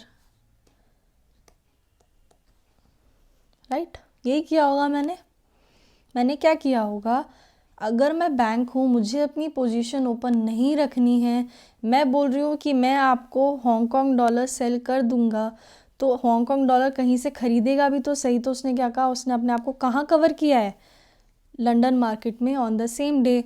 London market में आपको क्रॉस रेट करके रेट निकालना पड़ेगा ऑफ US डॉलर, क्यों आपको निकालना पड़ेगा क्रॉस रेट करके रेट किसका, हांगकांग डॉलर्स का इन टर्म्स ऑफ रुपीज़, क्योंकि आपको डायरेक्ट रेट नहीं दिया हुआ इन द मार्केट। आपको क्या करना पड़ेगा, देखो आप गलती से भी ये मत करना है इस क्वेश्चन में कि आप अभी सिलेक्ट कर लो कि भाई आस्क रेट क्या है, बिड रेट कौन सा लेना है, कहाँ पे आस्क रेट लेना है, कहाँ पे बिड रेट लेना है, तो अभी बिड रेट सेलेक्ट कर लेता हूँ, अभी आस्क रेट सेलेक्ट कर लेता हूँ। ये चीज़ आप मत करना। आप क्रॉस रेट जब भी आपको करना है आप दोनों निकालो, आस्क भी निकालो, बिड भी निकालो, और उसके बाद आप जब का आपके पास सिंगल रेट आ जाए ना डायरेक्टली, जब आपके पास सिंगल रेट आ जाए डायरेक्टली अपने ट्रांजैक्शन के लिए, तब आप उसमें से सिलेक्ट करो कि आस्क रेट लेना है, बिड रेट लेना है। 1 मिनट एक्स्ट्रा लगेगा दूसरा भी निकालने में, ऐसा नहीं है कि बिड रेट निकालने में आपको ज़्यादा टाइम लगेगा और दोनों निकालोगे तो आपको फिर बहुत ज़्यादा टाइम लग जाएगा, कुछ ऐसा नहीं होता।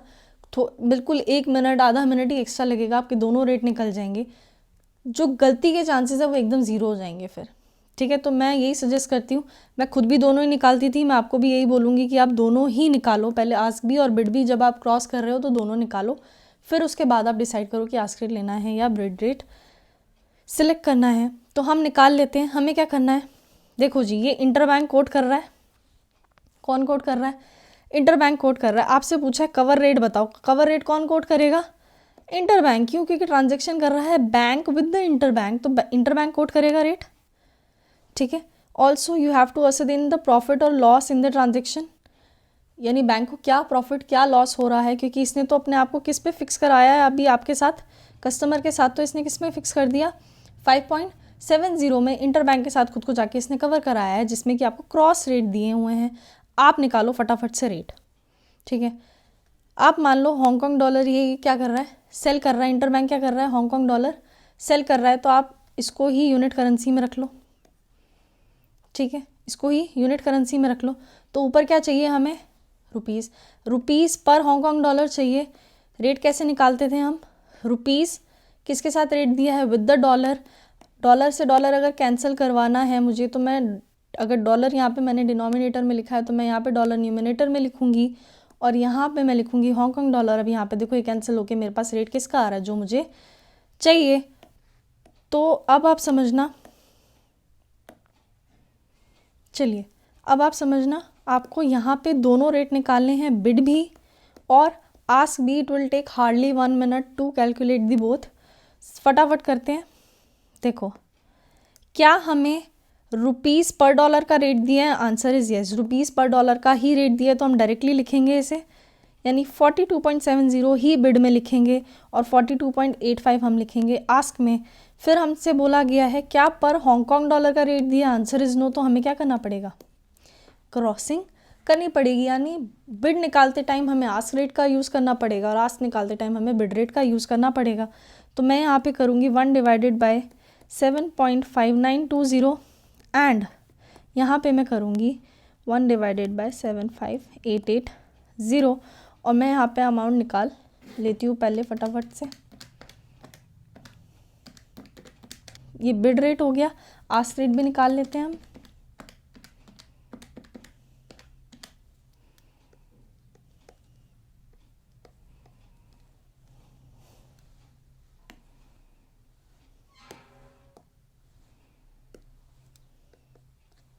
तो ये हमारे पास आया bid rate and ask rate. ये है क्या, हांगकांग डॉलर पर हांगकांग डॉलर के रुपीज़ का अमाउंट हमने निकाल लिया, बिड एंड आस्क। ये कौन कोट कर रहा है, इंटरबैंक कोट कर रहा है। ये कौन कोट कर रहा है, इंटरबैंक कोट कर रहा है।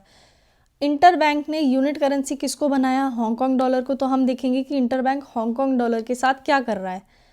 इंटरबैंक हांगकांग डॉलर क्या कर रहा है, सेल कर रहा है। क्या कर रहा है, सेल कर रहा है।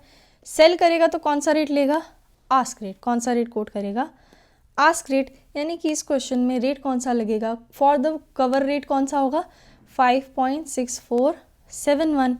कवर रेट हमारे पास आ गया है। हमें निकालना है प्रॉफिट एंड लॉस। आप देखो इसने क्या बोला, इसे कितने रिसीव होंगे, हांगकांग डॉलर बेचने के बदले 5.70, बट ये खरीदेगा कितने में, 5.6471, यानी कि इसे कुछ प्रॉफिट हो रहा होगा। इनका जो डिफरेंशियल अमाउंट है वो इसका क्या हो रहा होगा, प्रॉफिट हो रहा होगा। फटाफट से एक बार सॉल्यूशन से इसे डिस्कस कर लेते हैं।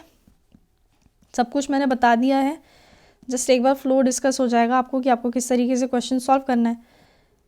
मैंने आपको पहले ही बताया, देखो इन्होंने क्या किया है, सिंपली पहले ही बाइंग रेट सेलिंग रेट सब सिलेक्ट कर लिया कि बिड रेट लेना आस्क रेट लेना। आप वो चीज़ मत करना, मैंने आपको बता दिया। आप दोनों रेट निकालो, बिड भी निकालो, आस्क भी निकालो, और फिर इंटरबैंक जो भी बैंक कोट कर रहा है उसमें देखो यूनिट करेंसी किसको बनाया और उस यूनिट करेंसी के साथ हो क्या रहा है, उसकी वो परचेज चल रही है या सेलिंग चल रही है। जो भी हो रहा है उस बेस पे आप बिड या आस्क सेलेक्ट कीजिए। Hardly it will take 1 minute, but आपकी गलती एकदम ज़ीरो हो जाएगी। आप करके देख लेना ऐसे, आपको कुछ समझ नहीं आएगा आपको, ठीक है। समझ में आएगा भी तो वो इससे ज़्यादा कॉम्प्लेक्स है ये डिसाइड करने से कि भाई कौन सा लूँ, किस रेट में कौन सा बिड लूँ, आस्क लूँ। उतना ही टाइम खाएगा, ये ज़्यादा ही खाएगा और गलती के चांसेस भी रहेंगे। इससे अच्छा आप बिड रेट आस्क रेट दोनों निकाल लेना। अब आप देखिए रेट हमारे पास आ गया था, इसे रिसीव कितना हो रहा है फ्रॉम द कस्टमर, 5.70 के रेट से रिसीव हो रहा है, ये परचेज कर रहा है इस रेट से, differential amount will be the profit to the bank. Question number 8,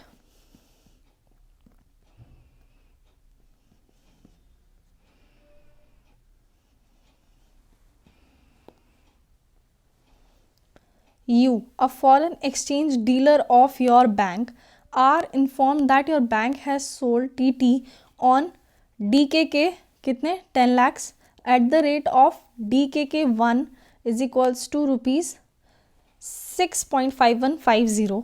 यानी कि देखो आप क्या हो, foreign exchange dealer of your bank, यानी एक तरीके से आप ऐसा मान लो कि आप बैंक हैं। क्या बोला कि आपने सेल करा है टीटी, यानी you are selling something and receiving something. What are you selling? You are selling DKK 10 lakhs, ठीक है, DKK 10 lakhs you are selling, ठीक है। ऑल्सो आपको क्या मिलेगा इसके बदले में, रुपीज़ रिसीव हो रहे होंगे, ठीक है ना।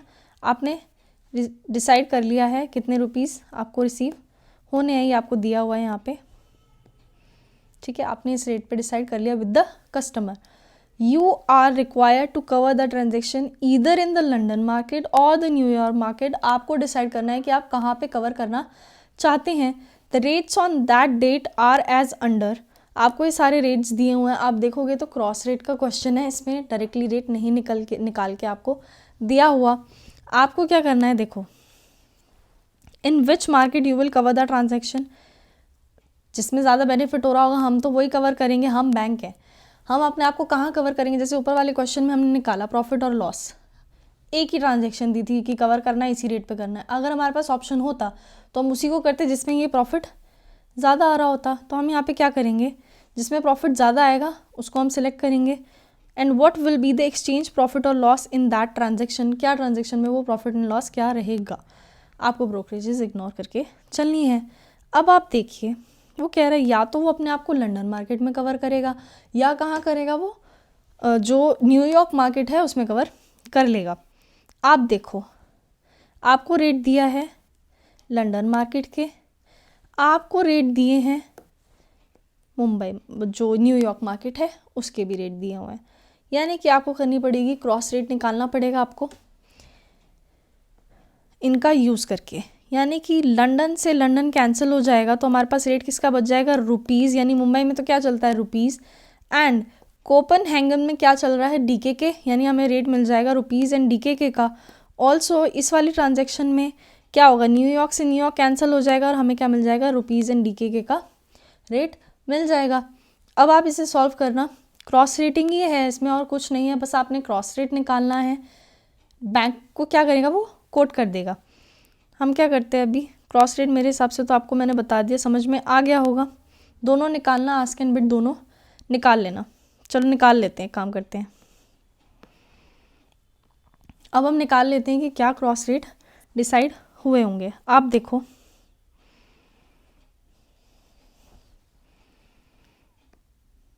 मुंबई लंदन मार्केट में क्या है कोटेशन, डॉलर की किसकी कोटेशन होगी, पाउंड की कोटेशन होगी। किसकी कोटेशन होगी, पाउंड की। लंदन में क्या चलता है, पाउंड। तो क्या होगा, pound 1 is equals to rupees आपको दिए हैं 74.30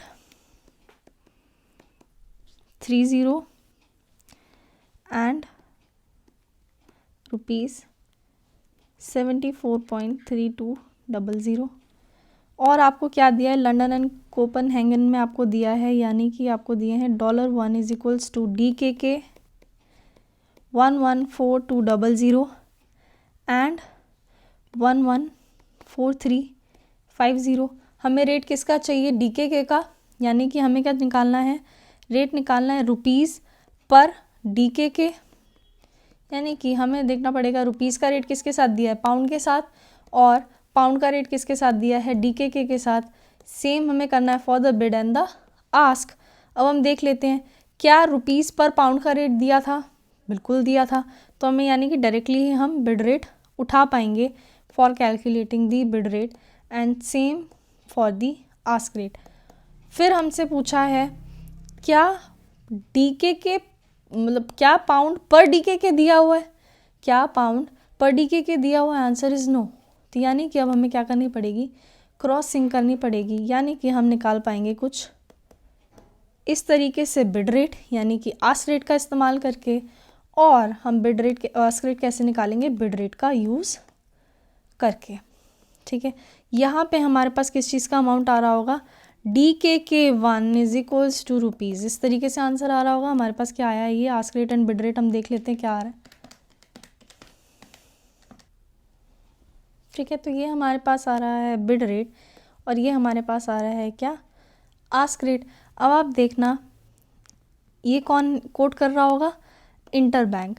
इंटरबैंक से ये कवर कैसे कराएगा खुद को, डीके के परचेज करके, यानी डीके के क्या करेगा, परचेज करेगा, तो बैंक क्या करेगा, डीके के सेल करेगा। रेट कौन सा लगेगा, आस्क रेट, यानी रेट लगेगा ये वाला। ठीक है, अब ये हमारे पास कितना था, डीके के थे हमारे पास 10 लाख। ठीक है, तो हमें डीके के का क्या करना था, DKK1 का रेट हमने निकाल लिया है अभी, कितना, ₹6.5079।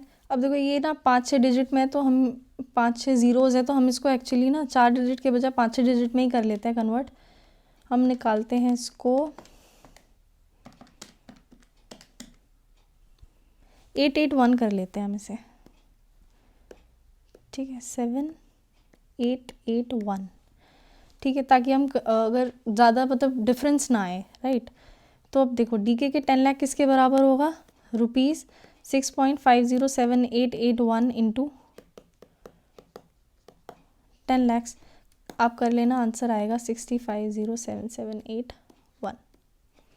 ठीक है, ये हमारे पास आ गई रुपीज़ के वैल्यू। फिक्स कितने पे कर लिया था इसने, क्वेश्चन में कितना दिया था, 6.5150, यानी कि कितने मिल रहे होंगे इसको, डीके के कितने मिल रहे होंगे फ्रॉम द कस्टमर, कितने मिल रहे होंगे इसे, डीके के कितने पे फिक्स किया है इसने, 6.5150। इस पे इसने क्या किया है, कस्टमर के साथ फिक्स किया था ये रेट, यानी ये रेट इसको हो रहा होगा रिसीव, ये करना होगा इसे पे टू द इंटरबैंक, क्योंकि इंटरबैंक से क्या कर रहा है, ये खुद को कवर कर रहा है, यानी कि जब ये डीके के आगे सेल कर रहा है तो कवर करने के लिए इंटरबैंक से खरीद रहा होगा, तो ये पे करेगा रुपीज़, और कितने रिसीव हो रहे होंगे इसे, 10 लाख से इंटू कर देंगे, क्योंकि ये भी क्या है, यहाँ पे भी 10 लाख था, डीके के 10 लाख है, कितना आएगा 65150।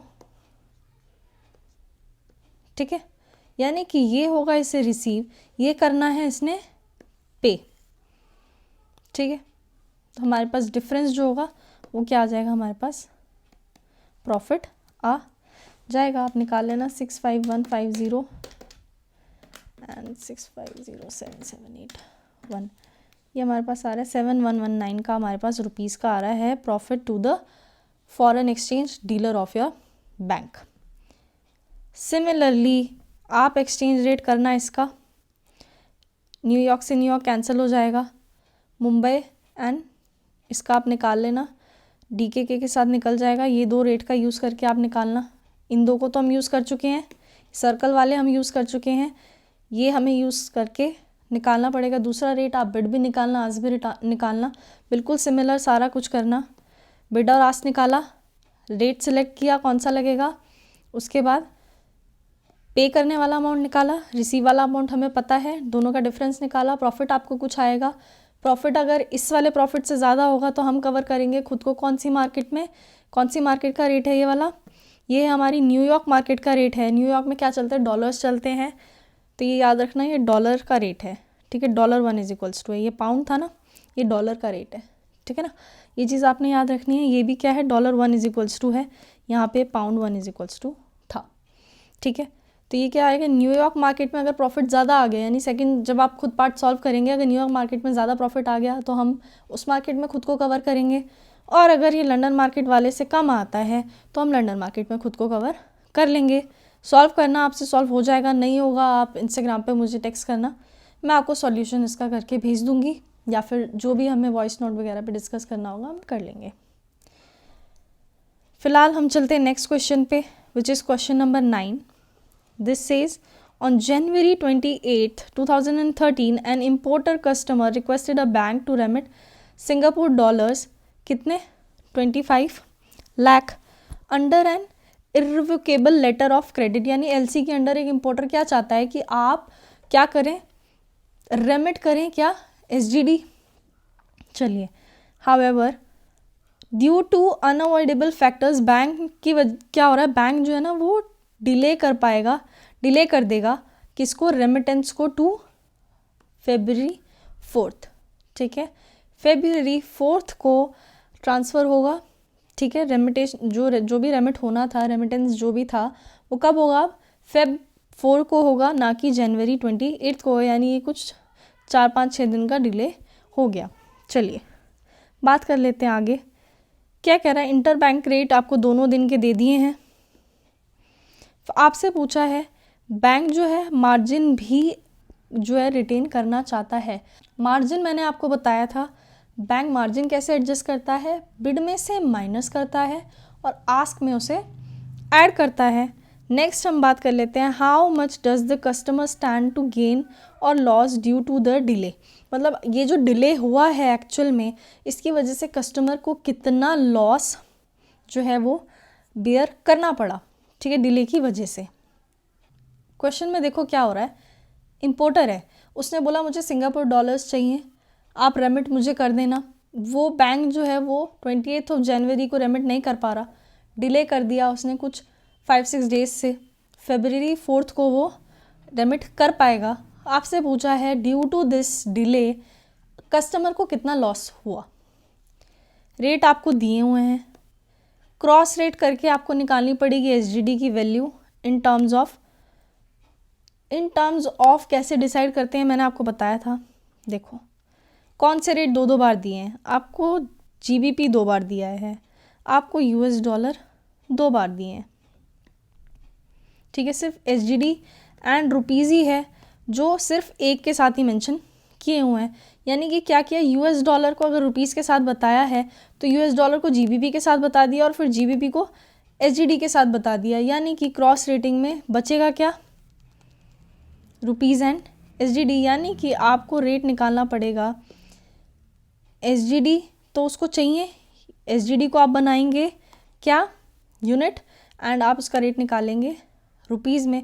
यानी आपको रेट निकालना है रुपीज़ पर एसजीडी। कैसे निकालेंगे, रुपीज़ का रेट किसके साथ दिया है, with the dollar, dollar cancel करना है तो ऊपर लिखा मैंने इसे। डॉलर का रेट किसके साथ दिया है, जीबीपी के साथ, जीबीपी को कैंसिल करना है तो मैं क्या लिखूंगी, जीबीपी न्यूमिनेटर में, एंड जो जीबीपी है उसको किसके साथ दिया हुआ है, एसजीडी के। क्या हमारे पास सब कुछ कैंसिल करने के बाद बचेगा रुपीज़ बाय एसजीडी, यही बचेगा।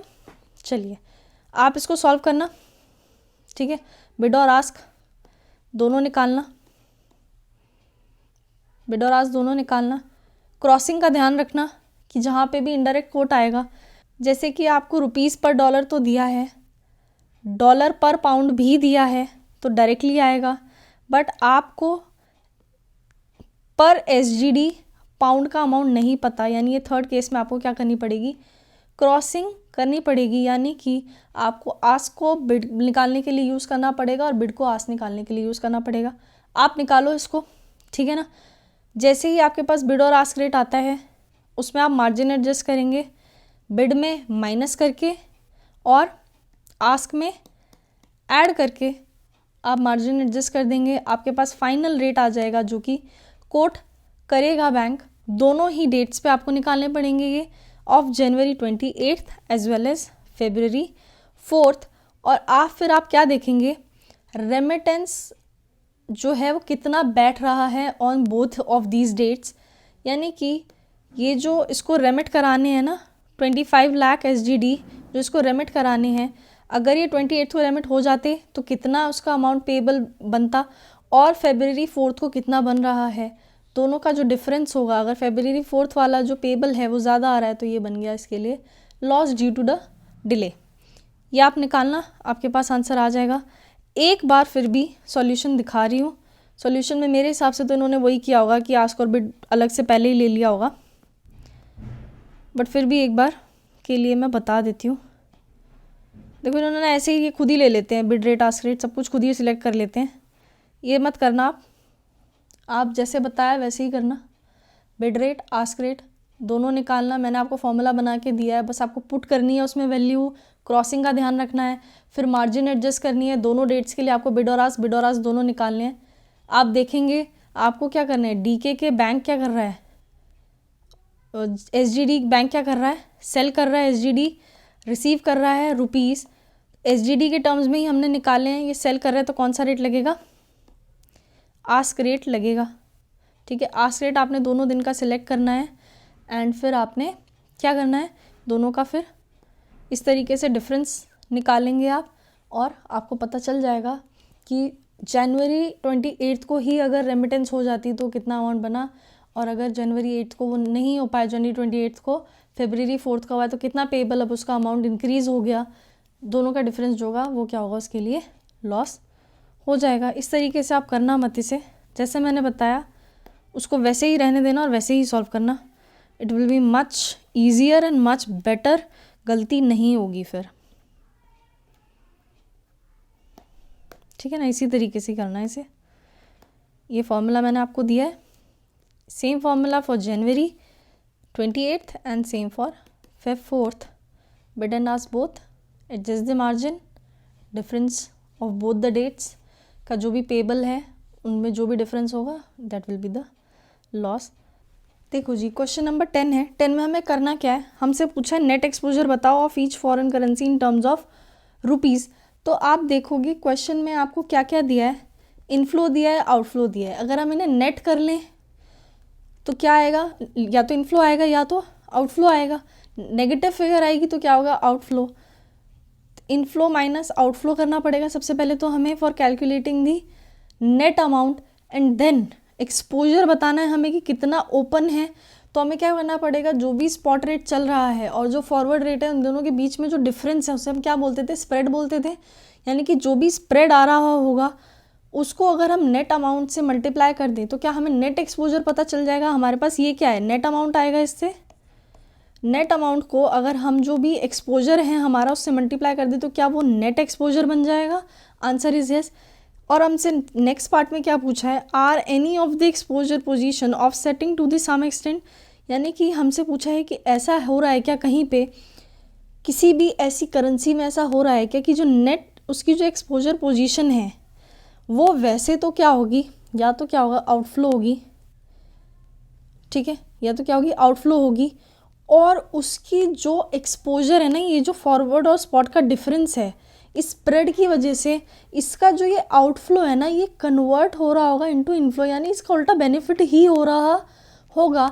भले ही इसकी पोजीशन नेट हम देखें तो नेट वाली जो पोजीशन है वो क्या बन रही होगी, आउटफ्लो बन रही होगी। यानी जो नेट वाली जो पोजीशन है ये क्या बन रही होगी, आउटफ्लो बन रही होगी। But due to this spread ऐसा कौन सी करेंसी में हो रहा है कि वो जो एक्सपोजर था इसका वो ऑफसेट हो जा रहा है। यानी कि जब हम नेट कर रहे हैं तो हमारे पास आउटफ्लो आ रहा है, नेट कर रहे हैं तो क्या आ रहा है, आउटफ्लो आ रहा है। जैसे इस केस में देखो जापानीज येन है, इसमें क्या आ रहा है, आउटफ्लो ज़्यादा है, यानी कि नेट करने पे तो क्या आ रहा है, आउटफ्लो, ठीक है। लेकिन आप देखो उल्टा फॉरेन रेट जो फॉरवर्ड रेट है वो क्या हो रहा है, कम हो रहा है।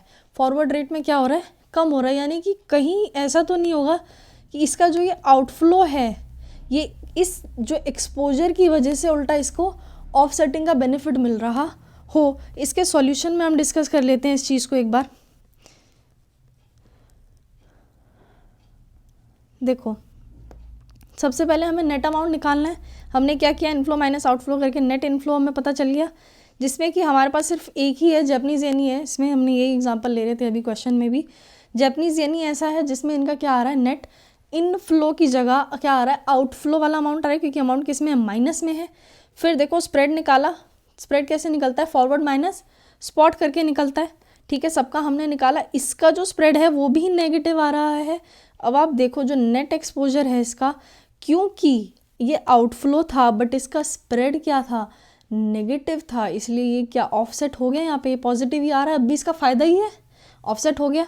यानी कि हमें करा क्या, हमने नेट अमाउंट निकाला, स्प्रेड से मल्टीप्लाई करा तो नेट एक्सपोजर आ गया। ऑल्सो हमें इसे देख के पता चल गया कि वैसे तो देखो ये आउटफ्लो था, बट क्योंकि इसका फॉरवर्ड रेट कम है टू इट्स स्पॉट रेट, ठीक है, यानी कम है किससे, इसके स्पॉट रेट से इसका फॉरवर्ड रेट कम है, तो क्या हो रहा है, नेट एक्सपोजर पॉजिटिव ही आ रहा है, यानी बेनिफिट ही हो रहा है इस केस में।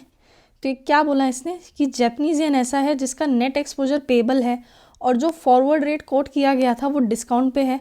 इफेक्टिवली एक्चुअली में क्या हो जा रहा है, वो ऑफसेट कर दे रहा है पोजीशन को। Likewise in the remaining currencies net exposure receivable है, रिलेटेड करेंसीज में वो प्रीमियम में है, offsetting the position in their respective currencies. कैसे, इनफ्लो है, ठीक है, और उल्टा स्प्रेड भी बढ़ रहा है तो और ज़्यादा इसका बेनिफिट हो रहा है। यानी कि दोनों ही जो सारी ही जो करेंसी है उसमें कहीं ना कहीं क्या हो रहा है, ऑफसेटिंग का बेनिफिट हो रहा है, ठीक है। यानी कि हम क्या बोल रहे थे, मैंने क्या बोला था कि आउटफ्लो आ रहा होगा और फिर मल्टीप्लाई करेंगे, उसका जो स्प्रेड आ रहा है वो भी क्या है, नेगेटिव है, ठीक है, यानी फॉरवर्ड रेट उल्टा कम आ रहा है, स्पॉट रेट ज़्यादा आ रहा है, तो क्या हो रहा है, ऑफसेट हो जा रहा है। तो वो चीज़ अगर जैपनीज येन था, मैंने पहले जैपनीज येन में इससे समझाया क्योंकि इसमें आपको एविडेंट है वो चीज़। अब आप सिमिलरली ऊपर भी देखोगे तो क्या हो रहा है, बेनिफिट ही आपका हो रहा है। क्यों, आपके पास नेट इनफ्लो आ रहा है हर केस में, जो ऊपर वाले 3 केस है उसमें क्या आ रहा है, नेट इनफ्लो आ रहा है। ऑल्सो उनका स्प्रेड भी ऐसा है कि उनको उससे फ़ायदा ही हो रहा है, यानी और ज़्यादा क्या हो रहा है, ऑफसेटिंग हो रही है, ठीक है। ऑफसेटिंग का मतलब यहाँ पे है कि बेनिफिट है नेट एक्सपोजर से, ठीक है ना, बेनिफिट होना चाहिए। जो एक्सपोजर उन्होंने ओपन छोड़ रखा है ना, उससे क्या होना चाहिए, बेनिफिट होना चाहिए, जो कि हर केस में हो रहा है। देखो net inflow, spread is also positive, और ज़्यादा फायदा हो गया। और यहाँ पे क्या था, वैसे आउटफ्लो था बट स्प्रेड की वजह से क्या हो गया, फ़ायदे में कन्वर्ट हो गया। यानी हर करेंसी क्या हो रही है, ऑफसेटिंग है टू द सम एक्सटेंट। चलिए नेक्स्ट क्वेश्चन पे आते हैं। Next question is question number 11। The following two way quotes appear in the foreign exchange market which is spot and the 2 months forward rate. दोनों दिया है आपको। क्या कह रहा है, how many $US should a firm sell, firm को क्या करना है, सेल करना है। कोटेशन कौन देता है, बैंक। ये बात किसकी चल रही है, फर्म की, ये चीज़ आपने ध्यान रखनी है। फर्म क्या कर रहा है, सेल कर रहा है क्या, ₹25 लाख आफ्टर 2 months। तो इसको कितने डॉलर्स चाहिए, ठीक है, कितने डॉलर्स इसे चाहिए आफ्टर 2 months टाइम पीरियड। देखो जी, बैंक है, फर्म है, बैंक ने कोटेशन क्या दी है, 2 महीने बाद की बात करेंगे अभी तो हम। 2 महीने बाद की क्या कोटेशन दी है, $1 is equals to 47 rupees and 47.50। क्या करना है, फर्म को डॉलर सेल करने हैं, ठीक है, चाहिए क्या इसे, ₹25 लाख। आप देखो यूनिट करेंसी में क्या है, डॉलर। बैंक डॉलर के साथ क्या कर रहा है, डॉलर खरीद रहा है। खरीदेगा तो कौन से रेट पे खरीदेगा, बिड रेट पे, यानी रेट कौन सा लगेगा, बिड रेट लगेगा, क्योंकि बैंक को क्या करना है, खरीदने हैं डॉलर, ठीक है। रेट तो क्या हो गया हमारे पास, $1 इज इक्वल्स टू ₹47। रुपीज़ कितने चाहिए इसे, 25 लाख। यानी अब हम कन्वर्ट करेंगे इसे तो कितना आएगा, $1/47 into 25 lakh is equals to ₹25 lakh. तभी बन पाएंगे ₹25 लाख। कितना आएगा डॉलर में amount, 25 lakh divided by 47, the amount will be 53,191.49, ठीक है। This will be the amount. Next हमसे पूछा है, how many rupees is the firm required to pay, rupees to pay to obtain $2 lakh in the spot market. अब आ जाओ, same चीज़ है, बस क्या करना है, स्पॉट मार्केट के रिस्पेक्ट में बात करनी है, और जो सेलिंग परचेज वाला जो चीज़ है वो चीज़ चेंज हो रही है। बात कर लेते हैं फटाफट से। क्या करना है इसे, rupees is the firm required to pay, means firm क्या पे करेगी, रुपीज़, रिसीव क्या करेगी, डॉलर, कितने डॉलर चाहिए इसे? 2 लाख डॉलर्स इसे चाहिए। कौन सी मार्केट में? स्पॉट मार्केट में। रेट देख लो, बैंक क्या कोट किया है स्पॉट मार्केट में, बैंक ने क्या रेट कोट किया है? 46 and 46.25। Unit currency is dollar. Dollar के साथ क्या हो रहा है? डॉलर सेल कर रहा है बैंक। सेल करेगा तो कौन सा रेट लगाएगा? आस्क रेट लगाएगा। निकाल लेना, अमाउंट आपके पास आ जाएगा। 2 लाख के लिए निकालना है, अमाउंट आपके पास आ जाएगा। देखो $1 is equals to ₹46.25, $2 lakh is equals to 46.25 into 2 lakhs. ये आपका रुपीज़ का अमाउंट आ जाएगा। ठीक है, चलिए। Assume the firm has $69,000 in the current account earning no interest. Return on income on rupees investment is 10% per annum. Should the firm encash the dollars now or 2 months later? बात समझने की कोशिश करना। इसके पास क्या है? US डॉलर पड़े हुए हैं 69,000 के। कहाँ पे? जो इसका करंट अकाउंट है, जिसपे कि इसे कोई भी इंटरेस्ट नहीं मिल रहा है। रुपी इन्वेस्टमेंट अगर होती इसकी तो इसे 10% का इंटरेस्ट मिल रहा होता। इसे आज एनकैश करना चाहिए या 2 मंथ बाद एनकैश करना चाहिए? इसमें 2 फैक्टर कंसिडर करे जाएंगे। पहला तो जो रेट है वो कंसिडर किया जाएगा, यानी स्पॉट रेट कुछ और है और जो फॉरवर्ड रेट है, जो 2 मंथ्स फॉरवर्ड रेट है वो कुछ और है। ठीक है, ये एक चीज़ भी कंसिडर की जाएगी। और दूसरी चीज़ क्या है कि इंटरेस्ट, अगर वो जो डॉलर वाला अमाउंट है वो बैंक में पड़ा हुआ है, उस पर कोई इंटरेस्ट नहीं मिल रहा, लेकिन अगर ये आज ही उसको एनकैश कर लेगा तो एनकैश करने का मतलब क्या? रुपीज़ में आज ही उसे कन्वर्ट करा लेगा। होल्ड तो कर नहीं सकता, रुपीज़ में उसे आज ही कन्वर्ट करा लेगा, तो उस पर क्या मिलेगा? इसे अब इंटरेस्ट मिलेगा। कितना? 10% पर एनम के हिसाब से। कितने मंथ्स के लिए निकालेंगे? 2 मंथ्स के लिए निकालेंगे, तो भी इक्विवेलेंट आएगा इसके। राइट, सॉल्यूशन से बता देती हूँ एक बार जल्दी से।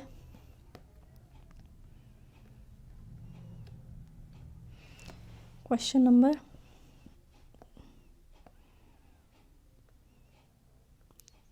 दिस। चलिए, अगर ये आज ही एनकैश करेगा तो कौन सा रेट लगेगा इसके पास? इसके पास क्या है? $69,000 है। ठीक है, यानी ये बैंक को देगा डॉलर, खुद क्या रिसीव करेगा? रुपीज़। बैंक क्या करेगा? डॉलर परचेज करेगा, तो कौन सा रेट लगाएगा? बिड रेट लगाएगा। स्पॉट रेट में स्पॉट मार्केट में बिड रेट क्या था? 46, यानी कन्वर्जन पे कितना अमाउंट बैठ गया? 31,74,000। ऑल्सो इसको क्या मिलेगा? रुपी में अभी इन्वेस्टमेंट कर सकता है तो इसको 2 महीने का इंटरेस्ट भी मिल जाएगा। 2 महीने का इंटरेस्ट लगाया, इस अमाउंट पे हमारे पास आ गया total sum at the end of 2 months. ठीक है, और एक्चुअली में अगर ये 2 महीने बाद करता तो फॉरवर्ड रेट लगता, रेट वही लगेगा, बिड रेट लगेगा विच इज़ 47। कन्वर्ट करेगा तो अमाउंट कितना आ रहा है? 32, 43। इन दोनों को आपस में आप वो करो, कंपेयर करो तो क्या ज़्यादा आ रहा है? फॉरवर्ड मार्केट में अगर ये ले लेगा तो अमाउंट कितना आ रहा है? ज़्यादा आ रहा है। तो एनकैश इसको कब करना चाहिए?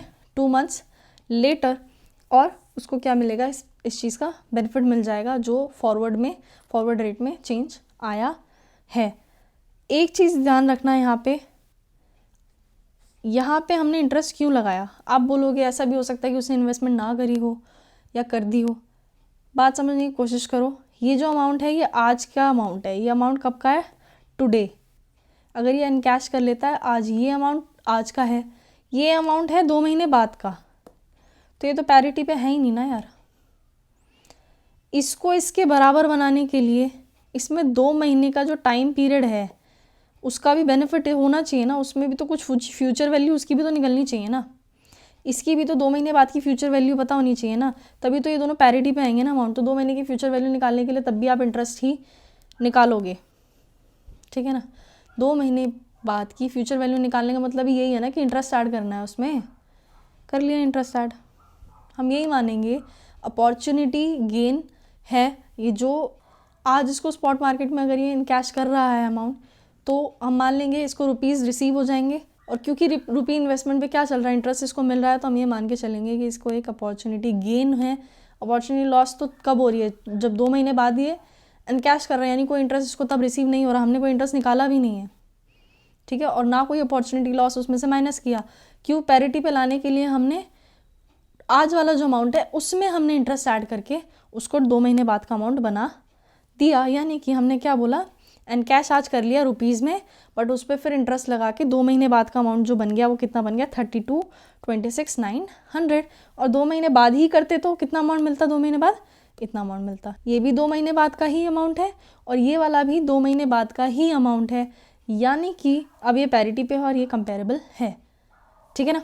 तो यानी आपको यही मान के चलना है, इंटरेस्ट अगर मिल रहा है on rupee investment, this is opportunity gain, और ये लगा के आप 2 महीने बाद के अमाउंट पे पहुंच पाएंगे और आपकी जो कंपैरिजन है वो भी सही रहेगी, ठीक है। दोनों ही अमाउंट कब के हो जाएंगे, 2 महीने बाद के हो जाएंगे। चलिए नेक्स्ट क्वेश्चन डिस्कस कर लेते हैं, क्वेश्चन नंबर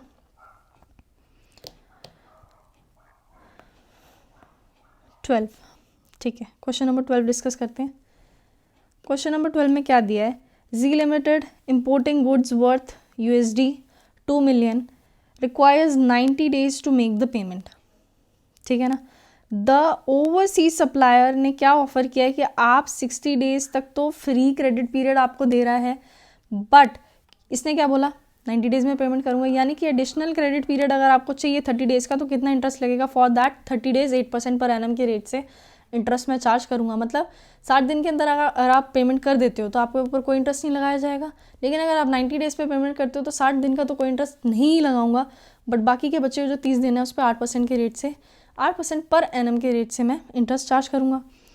ऑल्सो बैंकर जो है जी लिमिटेड का, उसने भी ऑफर दिया, उसने उसको क्या बोला कि 30 डेज का जो है लोन मैं आपको दूंगा 10% पर एनम पे, and their code for the foreign exchange is as follows. उसने आपको ये रेट भी बता दिया, स्पॉट रेट बता दिया, 60 डेज़ का फॉरवर्ड रेट भी बताया, 90 डेज़ का फॉरवर्ड रेट भी बताया है। आपसे पूछा है कि कौन सा ऑप्शन जो है वो इसके लिए सही रहेगा। देखो, पे द सप्लायर इन 60 डेज़, समझने की कोशिश करना। अगर ये 68 डे पे पेमेंट कर देता है तो सप्लायर ने क्या बोला था, 60 डेज़ तक तो पेमेंट अगर आप नहीं करते हो, क्रेडिट पीरियड आप 60 डेज़ का अवेल करते हो, तो आपको कोई भी चार्जेस इसमें मैं पे नहीं करवाऊंगा, मतलब कोई इंटरेस्ट आपको नहीं देना पड़ेगा, ये बोला था उसने, ठीक है। 0 इंटरेस्ट लगा टू द सप्लायर वाला अमाउंट, ठीक है। बट इसको कितने दिन चाहिए थे, एक्चुअली में 90 डेज़ चाहिए थे। इसको कितने दिन चाहिए थे, जो जी लिमिटेड है उसको कितने दिन चाहिए थे, 90 डेज़ चाहिए थे, यानी इसके पास पैसे तो 60 दिन पे नहीं है, इसके पास पैसे कब आने वाले हैं, 90th डे पे। तभी एक पैसे कब देता, उस सामने वाले बंदे को दे देता, बट इसके पास पैसे नहीं हैं, इसके पास पैसे नहीं है ऑन द 60th डे। तो इसके पास लेकिन ऑफर था फ्रॉम द बैंक जो कह रहा था कि मैं आपको 30 दिन का लोन दे दूंगा एट 10% पर एनम के रेट से। बोला था ना उसने कि मैं आपको क्या दे दूंगा, लोन दे दूंगा 10% पर एनम के रेट से। दूसरी चीज़ क्या होगी, रेट कौन सा लगेगा, 60 डेज़ वाला रेट लगेगा। बात समझने की कोशिश करना, अगर ये सप्लायर से लोन ले रहा होता, यानी सप्लायर को, जैसे सेकंड पार्ट में है ना कि अगर ये जो 90 डेज़ क्रेडिट है, अगर जो ये 90 डेज़ क्रेडिट है ये अवेल कर ले, 90 डेज़ क्रेडिट अगर ये अवेल करेगा ना, तो सप्लायर का जो अमाउंट था ना ये वाला 2 मिलियन वाला, इस पे ये इंटरेस्ट चार्ज करेगा 8% से, ठीक है। किस पे इंटरेस्ट चार्ज होगा, $2 मिलियन पे, डॉलर अमाउंट में ही वो इंटरेस्ट निकालेगा और फिर वो कंबाइंड अमाउंट जो डॉलर वाला है वो आपसे चार्ज करेगा और वो आप कन्वर्ट कराएंगे एट द 90th डे वाला रेट, ठीक है। बट जहाँ पे ये 60 डेज़ दिया है तो 60 डेज़ के केस में आप उसको 68 डे पे पेमेंट कर रहे हो, रेट कौन सा लगेगा, 60th डे वाला, बट ऑल्सो आप 30 दिन का लोन ले रहे हो एट द 60th डे। लेकिन आप लोन किससे ले रहे हो, बैंक से लोन ले रहे हो, तो आप अपने बैंक से लोन लोगे तो कौन सी करेंसी में लोगे लोन, रुपीज़ में, यानी कि जो अमाउंट 2 मिलियन को रुपीज़ में कन्वर्ट करके आ रहा होगा on the 60th day, on the 60th day, इस पे इंटरेस्ट चार्ज करेगा बैंक, क्योंकि वो तो क्या है, इंडियन बैंक है और वो आपको रुपीज़ दे रहा है। वो क्या दे रहा है, रुपीज़ दे रहा है। उसी रुपीज़ से आप क्या करोगे, डॉलर खरीदोगे और फिर आगे डॉलर पे करोगे। यानी कि आप मेरे हिसाब से आप समझ गए होगे, बट फिर भी एक बार रिपीट कर देती हूँ। 90 डेज़ पे जब आप क्रेडिट ले रहे हो, वो क्रेडिट आप किससे ले रहे हो, सप्लायर से ले रहे हो, तो वो क्या करेगा, जो उसका $2 मिलियन का अमाउंट है ना, वो उस $2 million पे 8% का इंटरेस्ट चार्ज करेगा। फिर एक दोनों को टोटल करके आपको बताएगा इतने डॉलर का अमाउंट आपका बैठ गया है। आप उसको क्या करोगे, बैंक के पास जाओगे, ठीक है, उसको रुपीज़ पे करोगे। 98 डे पे आपके पास पैसे आ जाएंगे, आप बैंक को पे करेंगे, आप उनसे बैंक से डॉलर ले लेंगे और दे देंगे आगे। बात आती है जब 68 डे पे पेमेंट करनी है। 60 डे पे जब आपको पेमेंट करनी है, अब यूएस सप्लायर आपसे नहीं ले रहा इंटरेस्ट के चार्जेस, आपसे इंटरेस्ट चार्जेस कौन लेगा, बैंक। क्योंकि आप बैंक से बोलोगे कि 30 दिन के लिए मुझे लोन चाहिए, क्योंकि मेरे पास तो पैसे कब आने वाले हैं, 90th डे पे। पेमेंट मैं कब कर रही हूँ, 60th डे पे।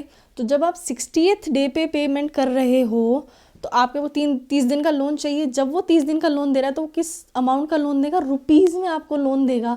जिस रुपीज़ को आप क्या करेंगे, जिस रुपीज़ से आप डॉलर खरीदेंगे और फिर आगे देंगे। तो हम क्या करेंगे, सबसे पहले हम निकालेंगे कितने रुपीज़ चाहिए, कितने रुपीज़ का लोन चाहिए। तो कैसे निकालोगे, 2 मिलियन को कन्वर्ट करोगे 60 डे के रेट से, जो भी अमाउंट आएगा उसका आप लोन लोगे, उस अमाउंट का लोन लोगे बैंक से, और उस अमाउंट पे वो इंटरेस्ट चार्ज करेगा। यानी अब जो इंटरेस्ट का अमाउंट निकलेगा वो किस में होगा, रुपीज़ में होगा। फटाफट से इसका सॉल्यूशन जो है वो डिस्कस कर लेते हैं। ऐसा जिसमें कुछ है नहीं, आई होप आपको समझ में आ गया होगा।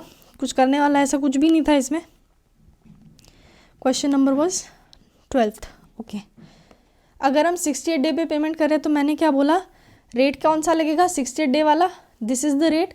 कन्वर्ट किया, हमारे पास रुपीज़ का अमाउंट आ गया जिसका कि हम लोन लेंगे फॉर द 30 डे। 30 डेज़ किससे लेंगे, बैंक से लेंगे। 30 डेज़ फॉर द 10%। इस अमाउंट पे चार्ज लगेगा, कौन से किस करेंसी में आएगा, ये रुपीज़ में आएगा, क्योंकि आप बैंक से रुपीज़ का लोन लेंगे। ये हमारे पास आ गया total outflow. In this case जब आप पे कर रहे हैं at the 60th day.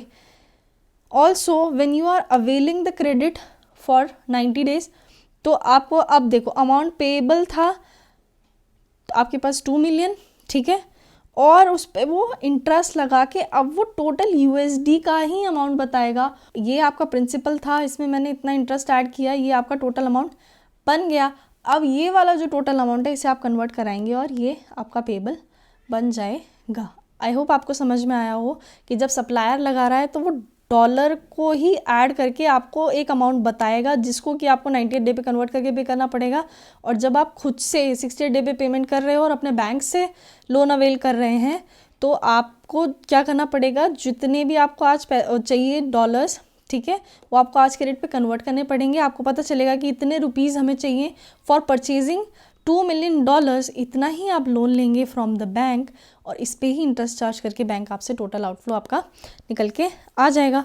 Alternative 1 is better क्योंकि लोअर कैश फ्लोज हैं।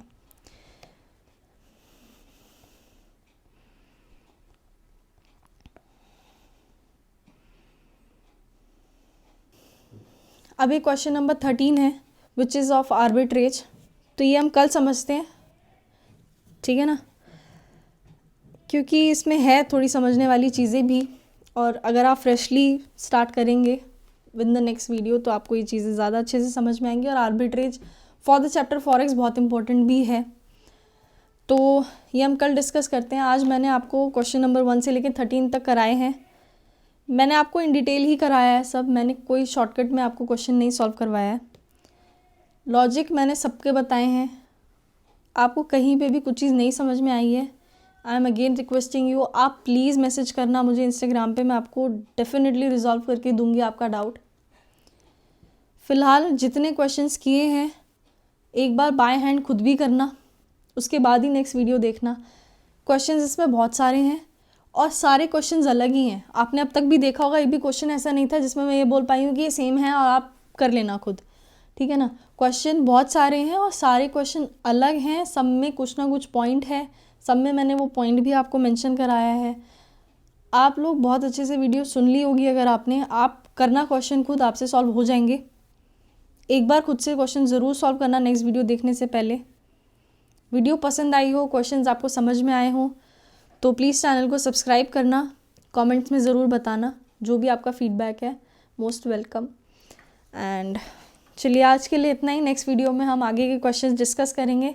तब तक के लिए गुड बाय, टेक केयर।